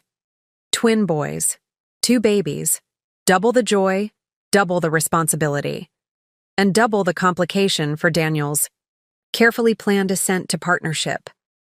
I left the doctor's office in a daze, the ultrasound photos clutched in my hand. Twins weren't part of the plan, Daniel's plan. One baby could be managed with a nanny, fit neatly into his vision for our life. But twins? Two babies needing attention, care, love? I drove home in silence. No radio, no phone calls, just the steady rhythm of my thoughts. How would Daniel react? Would this change his expectations? Would he see that family needed to come first, at least during these early years? The house was empty when I arrived. Daniel had texted that he would be late. Another dinner with clients. I sat at the kitchen island, staring at the ultrasound photos, trying to imagine Daniel's reaction when I told him. Best case scenario. He would be surprised but excited, would recognize that twins changed the equation, would adjust his expectations for my role as a partner's wife. Worst case scenario. He would see this as an even greater complication, would double down on his insistence on full-time help, would expect me to compartmentalize motherhood even more thoroughly. As the hours passed and evening deepened into night, my anxiety grew. I tried calling Daniel, but the call went straight to voicemail. I texted but received no reply. By midnight, I was pacing the living room, my imagination conjuring increasingly worrying scenarios. Had there been an accident? Was he working incredibly late? Or was he simply ignoring me, still annoyed about our unresolved conversation about childcare and my role after the babies, arrived? At 1:17 a.m., I heard his key in the lock. Daniel entered quietly, clearly assuming I would be asleep. When he saw me standing in the darkened living room, he startled. "Olivia, what are you doing up? It's not good for the baby to miss sleep." The concern would have seemed genuine if not for the faint scent of perfume that clung to his clothes, a fragrance I didn't recognize, if not for the slight smudge of lipstick on his collar, barely visible but unmistakable under the hallway light. In that moment, everything crystallized. The late nights, the missed calls, the sudden insistence that I resume a social role that would keep me busy, distracted, away from home for long stretches. History was repeating itself, but this time I was pregnant. With twins. "I had my appointment today," I said, my voice strangely calm despite the storm raging inside me. "Dr. Winters did an ultrasound."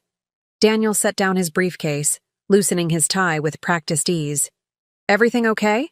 "It's twins," I said, watching his face carefully. "Two boys."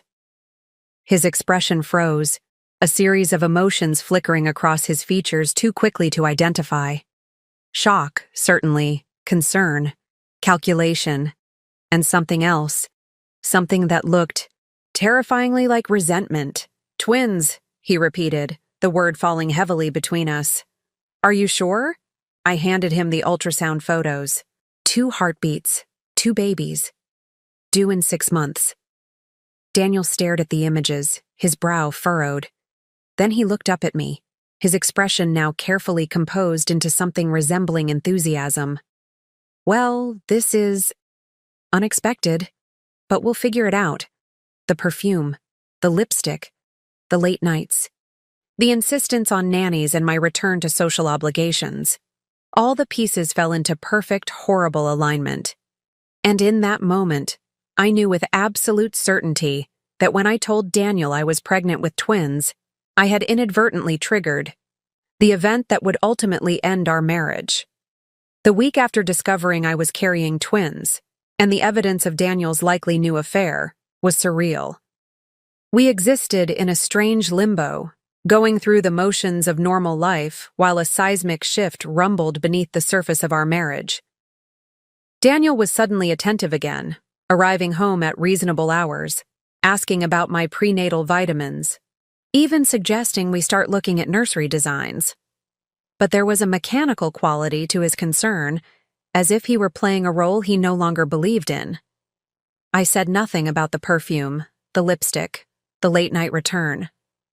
I simply watched and waited, gathering my strength for what I knew was coming. The truth arrived on a rainy Tuesday morning, delivered not by Daniel, but by a text message from a number I didn't recognize. "You should know your husband has been seeing Vanessa Porter from his office for at least 3 months. I'm sorry to be the one to tell you, but as someone who's been in your position, I couldn't stay silent knowing you're pregnant. Take care of yourself and your baby." The message was unsigned, but I had my suspicions about the sender. Perhaps Sandra Mitchell, who had tried to warn me years ago. Or possibly another associate's wife who had witnessed something she couldn't ignore. I sat at the kitchen counter, staring at my phone until the screen went dark. Vanessa Porter. The new paralegal Daniel had mentioned several times, always in professional contexts. Young, brilliant, recently graduated from Harvard Law. I'd met her briefly at the firm's holiday party 6 months earlier. Oh, striking woman with confident eyes and an incisive mind that Daniel had praised effusively. I should have felt devastated, but instead, I felt oddly calm. This betrayal was almost a relief, confirmation that I wasn't imagining things, wasn't being hormonal or paranoid. I forwarded the text to Daniel without comment. Then I called Margaret Blackwell.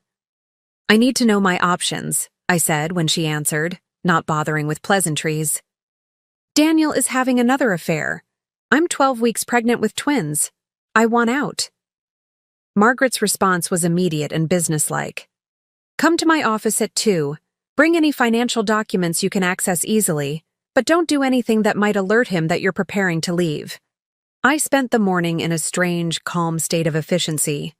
I photographed statements from our joint accounts, made copies of our most recent tax returns, gathered the prenuptial agreement I'd signed before our wedding, a document I'd barely read at the time, trusting Daniel's assurance that it was just a formality, standard for anyone at the firm. Daniel called at 11:43 a.m., his voice tight with controlled panic. "We need to talk about that text you forwarded." "Yes, we do," I agreed. "But not over the phone. I'll be home this evening." "Olivia, it's not what it looks like. This is someone trying to cause trouble." "Tonight, Daniel," I interrupted. "I have an appointment this afternoon." "What appointment? Is it about the babies? I should be there." The concern in his voice almost sounded genuine. "Almost. It's not medical," I said. "We'll talk tonight." I arrived at Margaret's office precisely at 2, a folder of documents in hand and a determined set to my jaw that made her smile approvingly when she saw me. "There she is," Margaret said. I was wondering when Eleanor's granddaughter would finally show up. For the next 3 hours, Margaret and her associate Alexis Chen walked me through my options. The prenuptial agreement was indeed standard for lawyers at Daniel's firm, designed to protect the firm's interests as much as Daniel's. But it contained several vulnerabilities, particularly regarding children. The prenup was executed before Daniel made junior partner, Alexis explained. It doesn't account for his current compensation structure, which includes significant equity in the firm. More importantly, it contains no specific provisions for child support or custody arrangements. "That matters because," I prompted. "Because it gives us room to negotiate," Margaret interjected. "Family courts prioritize the welfare of children above prenuptial agreements. With twins on the way and evidence of Daniel's infidelity during your pregnancy, we have leverage." Alexis nodded in agreement. "Especially given his impending promotion to senior partner. Courts take into account potential future earnings when establishing support, not just current income." I listened carefully, taking notes, asking questions about timelines and logistics. We were deep in discussion about temporary living arrangements when Margaret's assistant knocked and entered. "I'm sorry to interrupt, but there's something you should see." She handed Margaret a tablet with a news site displayed. Margaret scanned the screen, her eyebrows rising. "Well, this is interesting timing." She passed the tablet to me. The headline read, Carruthers Investments announces major expansion into luxury hospitality sector. The article detailed how Julian Carruthers was significantly increasing his company's stake in a boutique hotel chain, the very chain my grandmother had controlled interest in, now part of my trust. This can't be a coincidence, I said, looking up at Margaret. Daniel must have known about this, the timing. Margaret was already typing rapidly on her computer. I need to make some calls. This changes things.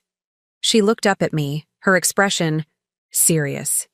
Olivia, I think it's time we discussed your grandmother's contingency plan in more detail. For the next hour, Margaret revealed the full extent of Eleanor's provisions. Not just the financial protections I'd already learned about, but the specific triggers that would activate them. Marriage dissolution during pregnancy was just one of several conditions Eleanor had anticipated. Your grandmother was extraordinarily thorough, Margaret explained. She created a legal structure that would remain dormant unless certain specific events occurred. Events that would indicate you were particularly vulnerable and in need of protection. Like my husband asking for a divorce while I'm pregnant, I said slowly. Exactly. Though technically he hasn't asked yet. But based on his pattern of behavior and this new development with Carruthers Investments, I believe he's planning to. Possibly very soon. The realization hit me with stunning clarity. He's going to wait until after the partnership announcement. He wants to secure his position at the firm before ending our marriage. Alexis nodded. That would be the strategic move. Once he's officially made senior partner, his position is more secure. But he doesn't know about the trust conditions, I said. About what happens if he leaves me during the pregnancy. No, Margaret confirmed. That was intentional on Eleanor's part. She believed that foreknowledge would only lead to manipulation. I sat back in my chair processing everything. So what do we do now? Margaret's smile was thin but determined. We wait. We let Daniel show his hand. The moment he formally asks for a divorce or takes any substantive step toward dissolution of the marriage while you're pregnant, the contingency plan activates automatically. And then, Olivia, you'll be in a position of strength few women in your situation ever experience. I returned home that evening prepared for a confrontation about the text message, about Vanessa Porter, about the lies and betrayal. Instead, I found an empty house and a brief note on the counter. Emergency client situation. Had to fly to Chicago. Back tomorrow. We'll talk then. The coward's way out. Another night to formulate his denial, to craft his defense, to strategize his approach. Typical Daniel. Always calculating. Always managing the narrative. I slept in the guest room that night, surrounded by pillows supporting my slightly swelling belly, my hand resting protectively over the place where my sons grew, blissfully unaware of the turmoil surrounding them. In the morning, I received a text from Daniel. Flight delayed. Meeting with Carruthers' team now about hotel acquisition. We'll explain everything tonight. I love you. Those last 3 words, so casually offered, so utterly false, steeled my resolve. Whatever happened next, I would face it with the strength my grandmother had seen in me even when I couldn't see it myself. That afternoon, Margaret called with news that made everything suddenly terribly clear. Olivia, she said without preamble, my contact at Carruthers just confirmed something important. The hotel chain acquisition has been in development for months, with Matthews and Levine handling the legal work. Daniel's firm, I said, the pieces falling into place. Yes. And specifically, Daniel's team. He's been the lead counsel on this deal from the beginning. He knew exactly what he was doing when he decided to end your marriage. The moment of truth had arrived, though Daniel wasn't even present for it. My husband had been planning to leave me, while I was pregnant with his children, to capitalize on a business opportunity involving assets that would become mine the moment he asked for that divorce. The irony was breathtaking. The man who prided Himself, on seeing 10 moves ahead, had missed the most important piece on the board. "What happens now?" I asked, a strange calm settling over me.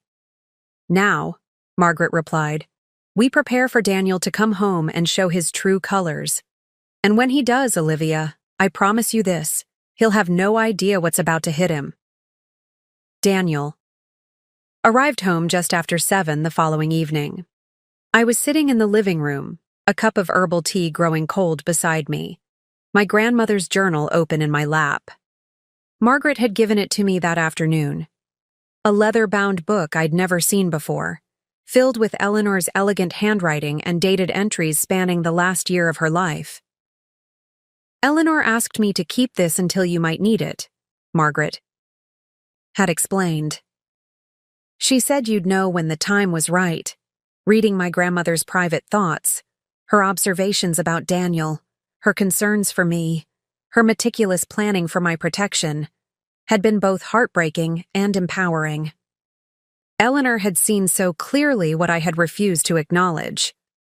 When Daniel walked through the door, his expression was carefully composed, the same look he wore in courtrooms and negotiations when he needed to appear contrite but confident. "Olivia," he began, setting down his briefcase, "we need to talk about that text message." "Yes," I agreed calmly. "We do." He sat across from me, maintaining a careful distance. "It's not what you think. Vanessa is a paralegal on the Carruthers acquisition. We've been working long hours together, which has sparked office gossip. Someone is trying to cause trouble. I studied him, this man I'd loved for 8 years. This consummate liar who believed I was still naive enough to accept his explanations without question." "That's interesting," I said, my voice steady. "Because I spoke with Vanessa yesterday." Flicker of alarm crossed his face before he regained control. "You called her? Olivia? That was incredibly inappropriate. She's a colleague." "Actually, she called me," I interrupted, the lie flowing easily. "She was quite upset. Apparently, you told her our marriage was essentially over, that you were waiting for the right time to leave me. She felt terrible when she learned I was pregnant." Daniel's face paled slightly. "She's lying. I never said that." "Really?" "Because it aligns perfectly with what you've been doing for the past 3 months. The late nights, the missed calls, the lipstick on your collar last week, the sudden partnership announcement coinciding with the Carruthers Hotel acquisition, an acquisition involving a chain my grandmother happened to have significant interests in." His expression shifted from faux concern to wary calculation. "What are you talking about?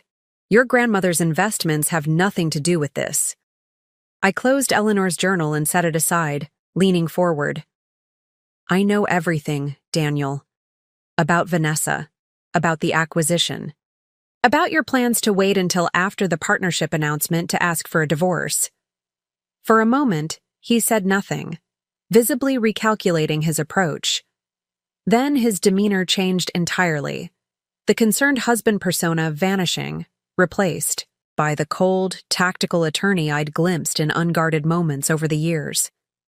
"Clearly someone has been feeding you stories," he said, his voice hardening. "Your grandmother's trust fund is modest at best. It has no connection to Carruthers, investments, or the hotel acquisition." "That's what I thought too," I replied, "until Margaret Blackwell showed me the complete trust documents, the ones you never knew existed." A flicker of uncertainty crossed his face. "Margaret Blackwell? You've been speaking with your grandmother's attorney without consulting me?" "That's my right," I finished for him, just as it was my grandmother's right to create provisions in her trust that would activate under certain conditions. Conditions like her granddaughter's husband abandoning her during pregnancy. Daniel stood abruptly, pacing to the window and back, his confident facade cracking. "This is absurd. Whatever Margaret told you, she's exaggerating the situation to drum up legal fees. Your grandmother's estate was straightforward. I reviewed the documents myself." "You reviewed what she wanted you to see," I corrected. "The base trust, the visible assets." "But there was much more, Daniel.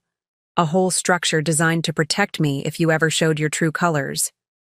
He scoffed, but I could see the first hints of genuine concern in his eyes. And what exactly are these mysterious provisions supposed to do? They're already doing it, I said simply. The moment you began work on the Carruthers Hotel acquisition without disclosing your conflict of interest, the first phase activated. Margaret has been monitoring the situation for months. This caught him completely off guard. Conflict of interest? What conflict? The hotel chain Carruthers is acquiring? My grandmother maintained controlling interest through a separate family trust, a trust that transfers entirely to me under certain conditions, one of which is divorce filed during pregnancy. Daniel stared at me, his legal mind rapidly assessing implications. That's impossible. The ownership structure of the Meridian Hotel Group is clear. Carruthers is purchasing from a consortium of private equity investors. A consortium that includes Eleanor Blackwell Holdings, I confirmed. A shell company my grandmother established 20 years ago, managed through a series of blind trusts, very deliberately obscured for precisely this type of situation. For the first time in our marriage, I watched Daniel at a complete loss for words. He sank back into his chair, his expression cycling through disbelief, calculation, and the dawning horror of recognition.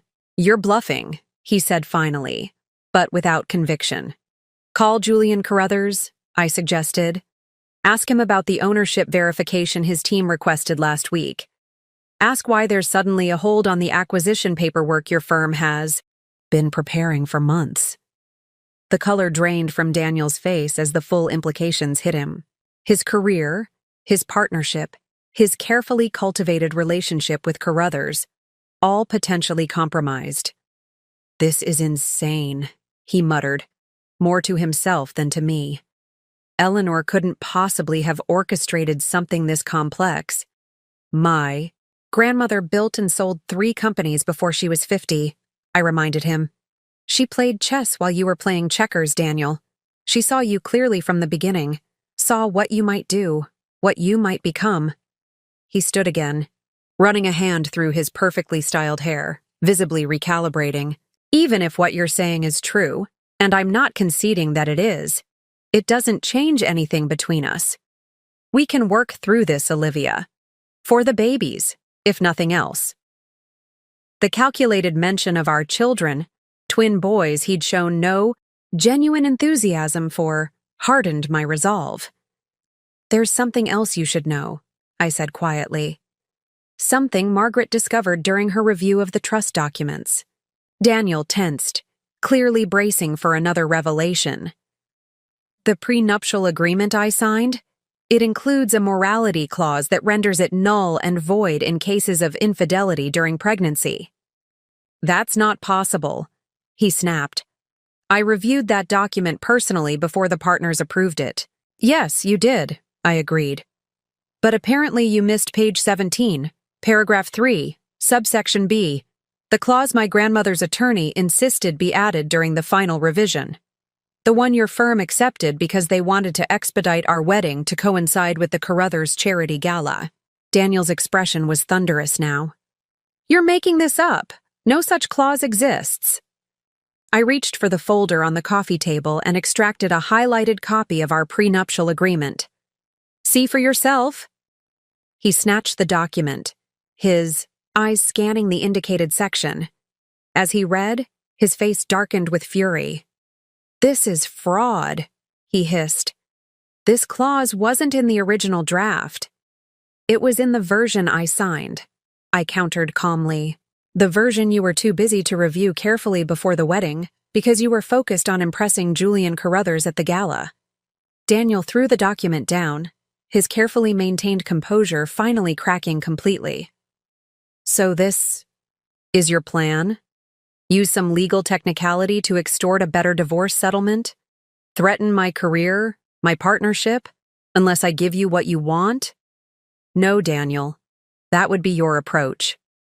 I placed a protective hand over my stomach where our sons grew. I'm not you. I don't use people as stepping stones to get what I want. Then what exactly do you want? he demanded. The question hung in the air between us. What did I want? Revenge? Justice? Freedom? I want what my grandmother wanted for me, I said finally. A life where I'm valued for who I am, not what I can do for someone else. A future where my children see their mother stand up for herself. And yes, Daniel, I want you to face consequences for your choices. His laugh was bitter, ugly. All this time, I thought you were this sweet, accommodating woman. Turns out you're just like your grandmother, manipulative, calculating. No, I corrected, rising to stand before him. I'm not calculating enough. If I were, I would have seen through you years ago. But I'm learning. The look he gave me was cold, assessing, any pretense of affection completely gone. This isn't over, Olivia. I have resources too. Connections. The best lawyers in the city. I'm counting on it, I replied. The higher the stakes, the more visible the fall. Daniel grabbed his keys from the table, his movements sharp with anger. I need to make some calls. We'll continue this discussion when you're being more reasonable. As he stormed toward the door, I called after him. Oh, and Daniel? Don't bother coming back tonight. I've changed the security codes and instructed the system to alert the police if you attempt to enter without my permission. He turned, a final flicker of disbelief crossing his face. You can't lock me out of my own house. Actually, I can, I corrected. The house is owned by a trust controlled by my grandmother's estate, another detail you never bothered to verify. So technically, it was never your house at all. The door slammed behind him with a finality that should have frightened me, but instead felt like liberation. The complete truth was finally revealed, all pretenses stripped away. Daniel had shown his true self, and I had finally found mine. My grandmother's journal lay beside me, open to an entry dated just weeks before her death. Olivia has more strength than she knows. When the time comes, she will find it. Eleanor had been right. The strength had been there all along, waiting for me to claim it. After Daniel stormed out, the house felt different, lighter somehow, as if a long-held tension had finally released. I moved through the rooms that had been my gilded cage for years, seeing them with new eyes. The carefully selected furniture, the tasteful artwork, the neutral palette that Daniel had insisted upon, all of it designed to project an image rather than create a home. I slept peacefully that night for the first time in months. The next morning brought a flurry of activity. Daniel's attorney, a shark-like divorce specialist named Lawrence Keller, called at precisely 9 a.m. Mrs. Matthews, he began without preamble, I'm representing your husband in this unfortunate matter. I'd like to schedule a meeting to discuss terms for an amicable separation. My attorneys will contact you, I replied calmly. Until then, all communication should go through proper channels. Mrs. Matthews, his tone sharpened. In the interest of expediency. It's Ms. Reynolds now, I interrupted. And I believe I was clear about proper channels, Mr. Keller. I ended the call and immediately contacted Margaret, who sounded almost gleeful. Lawrence Keller, Daniel's not playing around. Keller specializes in aggressively protecting high-net-worth clients, particularly when there's a disparity in financial resources. She chuckled. Or at least, what he thinks is a disparity. This is going to be interesting. By noon, Alexis Chen had formally responded to Keller, establishing clear boundaries for communication and requesting an exhaustive list of financial disclosures, many of which would force Daniel to reveal details about his partnership compensation that he'd kept hidden from me during our marriage. While the lawyers began their dance, I received an unexpected call from Marianne Carruthers. Olivia, she said warmly, I hope you don't mind me reaching out directly. Julian and I just heard about your situation from Margaret Blackwell, and we wanted to express our support. I was momentarily speechless. The Carruthers were Daniel's most important clients, the cornerstone of his career advancement. Their support was the last thing I expected. That's very kind of you, I managed finally. Not at all, Marianne continued. Eleanor was a dear friend of mine for many years. We served on several boards together. When she told me about her concerns regarding Daniel, I shared them, though I respected her desire to give your marriage every chance to succeed. The revelation stunned me. You knew my grandmother was worried about Daniel. Of course. Eleanor didn't make financial decisions lightly, especially when it came to protecting you. Marianne paused. That offer I made years ago, the position with our foundation, it wasn't a coincidence. Eleanor asked me to provide an opportunity that might help you maintain professional connections independent of Daniel. The pieces clicked into place. What I'd interpreted as a chance encounter had been deliberately orchestrated by my grandmother, another attempt to protect me that Daniel had thwarted. I don't know what to say, I admitted. You don't need to say anything, Marianne assured me. But Julian and I would like to meet with you next week, if you're feeling up to it.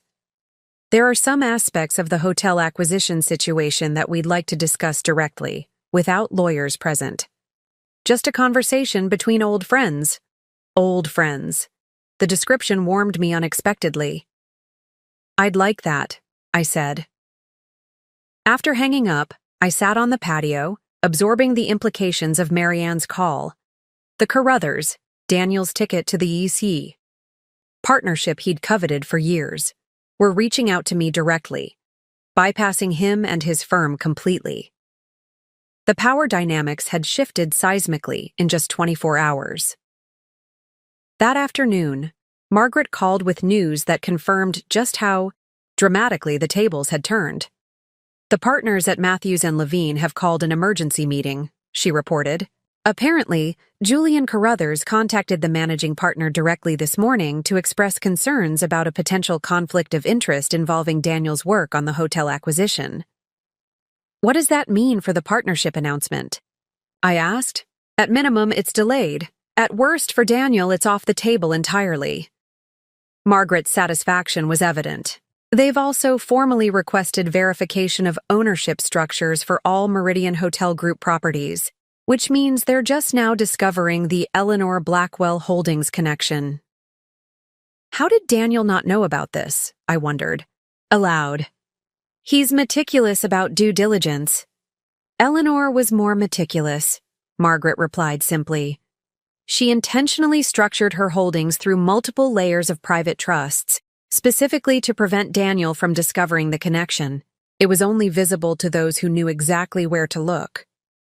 The protection my grandmother had built for me went beyond anything I could have imagined. Not just financial safeguards, but a carefully constructed network of relationships and resources I could draw upon when needed. By evening, the first concrete evidence of my unexpected advantage materialized in the form of a preliminary settlement offer from Daniel's attorney. The terms were surprisingly reasonable, generous even, with provisions for substantial child support, continued health insurance, and a lump sum payment that far exceeded what the prenuptial agreement would have allowed. He's panicking, Alexis observed when I forwarded the offer. This is not the opening position of someone who thinks he has the upper hand. Something's happened at the firm. What had happened, as I would learn the following day, was that the Carruthers Investments legal team had formally requested Daniel's removal from all matters related to their business, citing undisclosed conflicts and ethical concerns. In the space of 48 hours, Daniel had gone from rising star on the verge of partnership to a potential liability his firm couldn't afford. The unexpected advantage my grandmother had built for me wasn't just financial, it was reputational, professional, and social. All the domains where Daniel had always assumed superiority had suddenly tilted in my favor. The man who had dismissed my grandmother's trust as a pittance was now scrambling to contain the damage as that same trust systematically dismantled the career he'd prioritized above all else, above honesty, above fidelity, above his marriage, and his unborn children. 3 days after our confrontation, Daniel texted asking to meet. I agreed to coffee at a neutral location, a busy cafe downtown where the public setting would discourage any dramatic scenes. Margaret advised against meeting him at all, but I needed to see his face, to watch him squirm as he attempted to salvage what he could from the wreckage of his plans. I arrived first, selecting a table with a clear view of the entrance. When Daniel walked in 10 minutes later, I barely recognized him. Gone was the impeccably groomed attorney with confident posture and calculating eyes. This Daniel looked haggard, with dark circles under his eyes and a rumpled suit that suggested he'd been sleeping in his office. "Olivia," he said, sliding into the chair across from me. "Thank you for meeting me." I nodded but said nothing, waiting. "I've had some time to think," he continued, his voice low and measured. "This situation has escalated in ways neither of us intended. I think we need to take a step back and consider what's best for everyone involved." "You mean what's best for you?" I corrected calmly. "Now that your partnership is in jeopardy and the Carruthers account is at risk." He flinched slightly. "That's not fair. I care about you, about our children." "Twins," I reminded him. "Twin boys. You haven't once referred to them specifically since I told you." Daniel's expression softened in that practiced way I'd seen him use in negotiations, a calculated display of vulnerability designed to elicit sympathy. "You're right," he admitted, reaching for my hand across the table. I pulled back before he could touch me. "I've been overwhelmed. The pregnancy, the partnership, everything happened so quickly. I handled it badly, I know that now." "Badly?" I echoed. "You were planning to divorce me while I was pregnant with your children. You were having an affair with your paralegal. You were working on an acquisition involving my grandmother's assets without disclosing the conflict. Badly doesn't begin to cover it, Daniel." He sighed, running a hand through his disheveled hair. "I made mistakes, serious ones. But people make mistakes, Olivia. Marriages go through difficult periods. We can work through this." "Why would we?" I asked simply. "Why would I ever trust you again?" "Because of our history," he urged. 8 years together. Because of our children. Because, despite everything, we built something worth saving. I studied him, recognizing the desperate calculation behind his words. This wasn't about love or family. This was about damage control. Daniel had assessed his options and determined that reconciliation was his best remaining play. "Tell me," I said, leaning forward slightly. "Did you end things with Vanessa before or after you learned about my grandmother's trust fund?" The question caught him off guard. "That's not relevant to—" "It's entirely relevant," I interrupted. "Was it before or after you discovered that divorcing me would cost you the Carruthers account and your partnership?" His silence was answer. "Enough." "That's what I thought," I said, gathering my purse. "This meeting is over." "Wait," he said, his voice sharper now. "You didn't let me finish. I've drafted a post-nuptial agreement that addresses your concerns while preserving our marriage. Generous terms for you and the children, complete financial transparency going forward. Even a provision returning your name to the house deed." I almost laughed. "You still don't understand, do you? This isn't a negotiation, Daniel. I'm not looking for better terms within our marriage. I'm ending it." "Be reasonable, Olivia."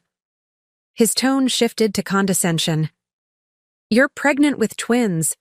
Do you really want to be a single mother? Do you think you can manage alone?" "I won't be alone," I replied. "I have resources, support, people who genuinely care about me, more than you ever expected." His expression darkened. "Like the Carruthers? That's temporary. Once this blows over, they'll remember where their real loyalties lie.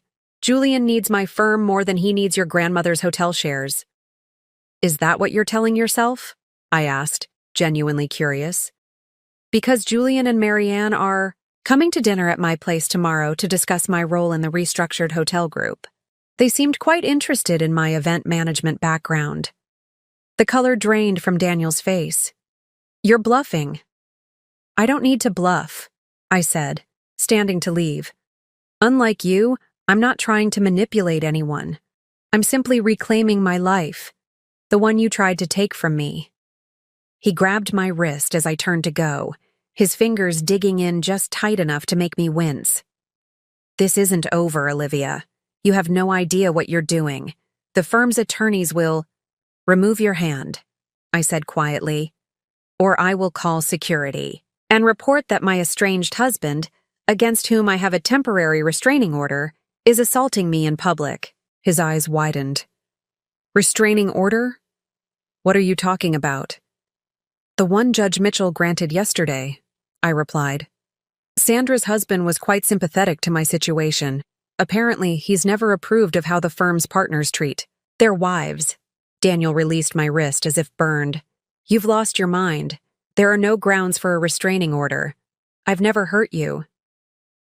Emotional abuse is still abuse, Daniel. And 10 witnesses from your firm's holiday party saw you grab my arm last December when I was talking to Julian Carruthers without your supervision. Sandra has quite the memory for details.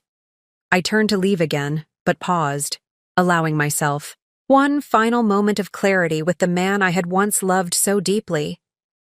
You know what your biggest mistake was, Daniel? Not the affair. Not even the planned divorce. It was underestimating me. Underestimating my grandmother. Underestimating the women you thought you could control. As I walked away, I heard him call, after me, no longer the smooth, confident attorney, but a desperate man watching his carefully constructed world collapse. Olivia, please. We can fix this. I'll do anything. Counseling, full financial disclosure, whatever you want. I didn't. Look back. There was nothing left to say to the man who had seen me as nothing more than a placeholder in his life, who had planned to discard me at the moment of my greatest vulnerability. The attempted reconciliation had revealed exactly what I needed to see. Not a husband who wanted to save our marriage, but a man desperately trying to save himself. The weeks following my cafe confrontation with Daniel unfolded with a swiftness that surprised even Margaret. Rather than the protracted legal battle she had anticipated, Daniel's team suddenly pushed for a quick, quiet settlement. The reason became clear when Alexis received a call from a partner at Matthews and Levine who wasn't directly involved in Daniel's case. They're cutting him loose, Alexis reported during our strategy meeting. Not just removing him from the Carruthers accounts, they're asking him to take a leave of absence while they review ethical concerns about his conduct. How serious is that in law firm terms? I asked. Margaret and Alexis exchanged knowing glances. It's the professional equivalent of being taken out back and shot, Margaret explained bluntly. They're building a case for dismissal while giving him the chance to resign for personal reasons if he cooperates with a clean divorce settlement. The firm's pressure, combined with the Carruthers' very public support of me, created leverage beyond anything my grandmother could have engineered. Daniel was facing not just the loss of his partnership in marriage, but potentially his entire career if the full extent of his ethical lapses became public knowledge. On a rainy Tuesday morning, 16 days after Daniel had asked for a divorce, I sat in a conference room at Margaret's firm, reviewing the final settlement agreement with Alexis. This is considerably more favorable than most divorce settlements, especially given the prenuptial agreement, Alexis noted, highlighting key provisions. Full medical coverage for you and the twins through birth and beyond. Child support at 200% of the statutory guidelines. A lump sum settlement that essentially ignores the prenup entirely. And of course, full ownership of the house transferred to your name. What's he getting in return? I asked, still suspicious of anything that seemed too good to be true where Daniel was concerned. Confidentiality, Margaret said, joining us, with a fresh pot of tea. His firm wants absolute assurance that the specifics of his conduct, particularly the conflict of interest regarding the Carruthers acquisition, won't become public. They're essentially paying for your silence. I considered this. And if I don't want to be silent, if I want people to know what he did, Margaret sat beside me. That's absolutely your right, but consider what you gain from this agreement versus what you gain from public exposure. The settlement provides financial security for you and your children, a clean break, and the ability to move forward without a lengthy court battle during your pregnancy. She was right, of course. As satisfying as it might be to see Daniel publicly humiliated, my priority needed to be my health and the twins' well-being. A protracted legal fight would only add stress during an already high-risk pregnancy. There's one more thing, Alexis added, turning to the final page. Daniel is waiving any custody claims beyond standard visitation rights. You'll have sole legal custody and primary physical custody of the twins. This was unexpected. Daniel had initially insisted on joint custody, positioning himself as an equally committed parent despite his actions suggesting otherwise. Why would he give up custody so easily? I asked. Because fighting for it would require court appearances, evaluations, and public scrutiny he can't afford right now, Margaret explained. His firm made it clear that a messy custody battle would violate their conditions for his dignified exit. 4 hours later, it was done. Daniel arrived with Lawrence Keller, signed the papers without meeting my eyes, and left without a word. No dramatic confrontation, no last-minute negotiations, just a silent surrender that spoke volumes about how completely the tables had turned. As the door closed behind him, Margaret squeezed my shoulder. Congratulations, Olivia. You're officially free. Free. The word resonated through me as I placed a protective hand over my growing belly. Free from Daniel's manipulation, from his control, from the constant need to measure my worth through his approval. Outside Margaret's office, rain had given way to watery sunshine, the city glistening with the particular beauty that follows a storm. I stood on the steps, breathing deeply, feeling lighter than I had in years, despite the literal and figurative weight I now carried. My phone chimed with a text from Kate, who had been receiving regular updates from across the country. Just got your message. It's done. Sending so much love to you and my nephews. Those boys have the strongest mama on the planet. As I walked to my car, another message arrived. This one from Marianne Carruthers. Julian and I are delighted to hear the resolution is complete. When you're ready, we'd love to discuss your thoughts on restructuring the Foundation's annual gala. No pressure, just keeping the door open. The formal end of my marriage hadn't brought the grief I might once have expected. Instead, I felt a calm certainty that this resolution, painful as the journey had been, was leading me exactly where I needed to go. That evening, alone in what was now truly my house, I opened my grandmother's journal again, finding an entry I'd read several times since Margaret had given me the book. I worry that Olivia will see my arrangements as interference or lack of faith in her judgment. But love isn't just supporting someone's choices. Sometimes it's creating a safety net they don't know they need. I hope she never has to use these protections.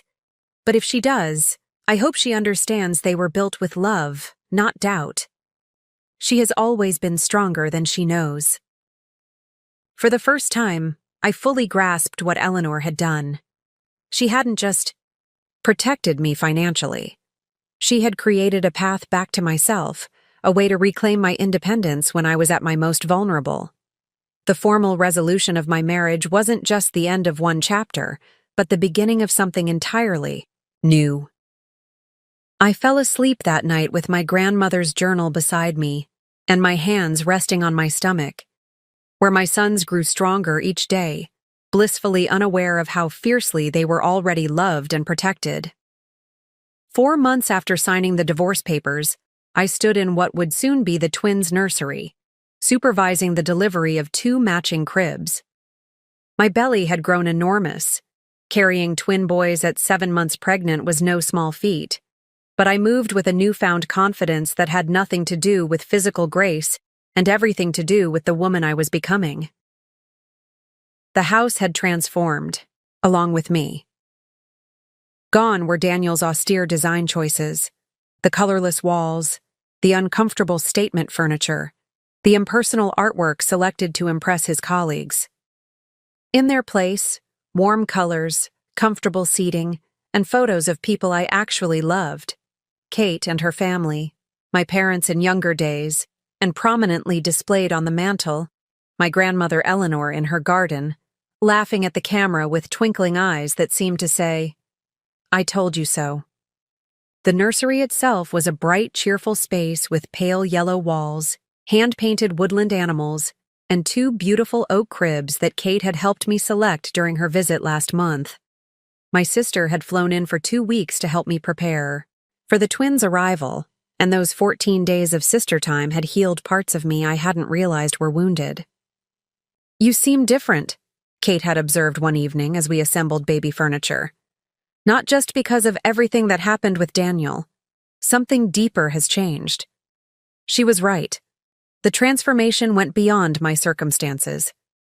I had rediscovered pieces of myself that had been systematically suppressed during my marriage.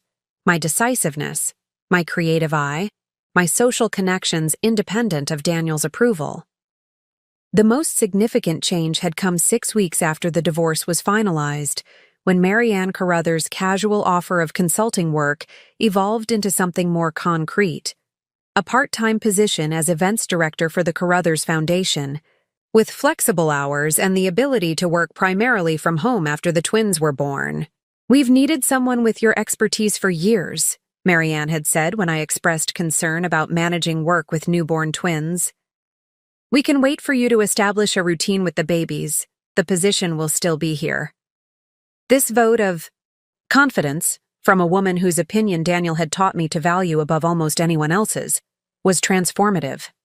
After years of being told my career was secondary, my professional skills a hobby rather than a vocation, someone was not only recognizing my value, but willing to accommodate my new life as a mother. I had accepted the position and immediately began part-time work on restructuring their annual fundraising gala. The creative fulfillment of using my professional skills again, combined with the flexibility to prepare for motherhood on my own terms, had awakened something in me that Daniel had nearly extinguished, a sense of possibility. As the delivery men positioned the second crib precisely where I indicated, my phone rang. Margaret Blackwell, calling with her weekly update. "Good news," she said without preamble. "The final transfer of the Meridian Hotel Group shares is complete. You are now officially the majority stakeholder, with Carruthers Investments as your primary partner." "Has Daniel been informed?" I asked, signing the delivery receipt and thanking the workers as they left. "His attorneys received notification this morning." I suspect he already knew it was coming, but the official documentation makes it, well, official. After we hung up, I wandered through my transformed home, one hand supporting my back, the other resting on my rounded belly where my sons occasionally kicked, as if reminding me they were part of this journey too.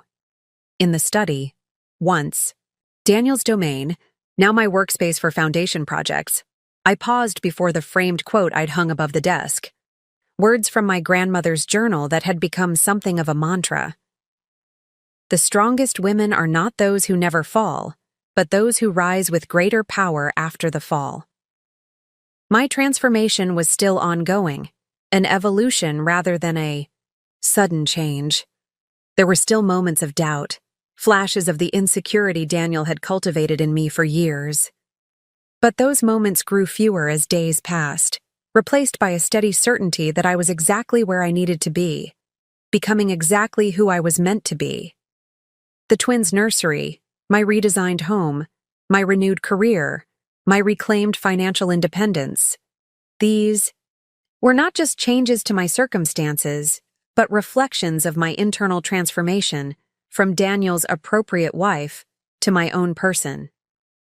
A person my grandmother had seen clearly even when I couldn't see myself. As I made my way slowly back downstairs, I caught a glimpse of my reflection in the hallway mirror, rounded with new life, eyes bright with purpose, standing tall, despite the literal weight I carried. The woman looking back at me wasn't just surviving her husband's betrayal, she was thriving because of it. 2 weeks before my due date, on a quiet Sunday afternoon, I sat on my patio reflecting on the journey that had brought me here. The twins were active today, their movements strong and reassuring. Dr. Winters had scheduled a C-section for the following week, concerned about the positioning of twin B, but had assured me both boys were healthy and developing perfectly. I absently traced patterns on my belly, following the push of tiny feet and elbows. I thought about the lessons I'd learned, not just about Daniel or marriage, but about myself and the nature of resilience. When Daniel first asked for a divorce, while I was pregnant, I'd felt utterly betrayed, completely vulnerable. I couldn't imagine surviving, let alone thriving. Yet here I was, preparing to welcome my sons into a home filled with love and stability, supported by a community I had rebuilt, financially secure in ways I never would have been had I remained in my marriage. The irony wasn't lost on me. By attempting to discard me at my most vulnerable moment, Daniel had inadvertently set me free. His betrayal had activated not just my grandmother's financial protections, but something deeper within myself. A strength I might never have discovered had our marriage continued in its comfortable patterns of control and concession. There's a particular wisdom that comes from surviving what you thought would destroy you. A clarity about what truly matters, what you're truly capable of. Before Daniel's betrayal, I had defined myself primarily through his perception. My worth had been measured by his approval, my success by how well I fulfilled his expectations. Now I understood something my grandmother had tried to teach me years earlier. True strength doesn't come from external validation, but from inner certainty. The ability to stand alone, if necessary, secure in your own value. Eleanor had built her life on this principle, creating success on her own terms despite the constraints of her era. She had tried to instill this wisdom in me, and when words failed, she had created elaborate protections to give me a second chance at learning it for myself. I opened her journal to a page I had marked, an entry from shortly before her diagnosis. Watched. Olivia with Daniel at the charity dinner tonight. She's so eager for his approval, so careful not to disagree or draw attention.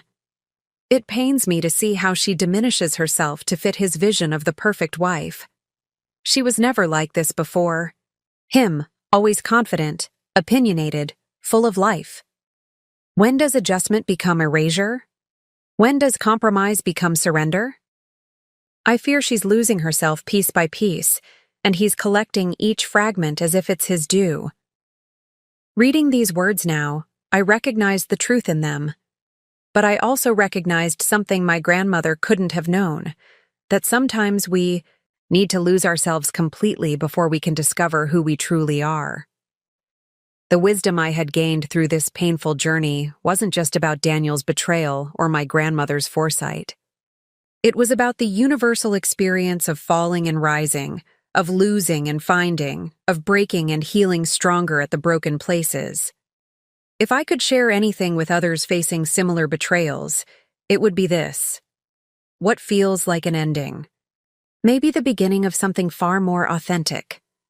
What seems like abandonment may be liberation in disguise. The person who attempts to discard you may unknowingly be opening the door to your true self. This doesn't minimize the pain or excuse the betrayal. Nothing justifies what Daniel did. The infidelity, the calculated timing of his abandonment, the years of subtle control that preceded it. But understanding that his actions reflected his weaknesses rather than my worth had been transformative. As the sun began to set, casting long shadows across the garden my grandmother had loved, I felt a profound sense of gratitude, not for Daniel's betrayal, but for the wisdom it had ultimately revealed. The understanding that we are always stronger than we know, more capable than we believe, more resilient than our fears suggest. When my sons asked someday about their father, about why we weren't a traditional family, I would tell them a story not centered on betrayal, but on discovery. Not about what was lost, but what was found. I would tell them about their great-grandmother Eleanor, who had seen clearly what others missed, who had planned meticulously for a future she wouldn't live to see, who had embedded in legal documents, and financial structures a profound message of love and faith in her granddaughter's strength. And most importantly, I would teach them the wisdom that had come at such cost, that our value is inherent, not bestowed by others, that the people who truly love us want us to shine, not shrink, that sometimes the most painful endings lead to the most beautiful beginnings. Up next, you've got 2 more standout stories right on your screen. If this one hit the mark, you won't want to pass these up. Just click and check them out. And don't forget to subscribe and turn on the notification bell so you don't miss any upload from us.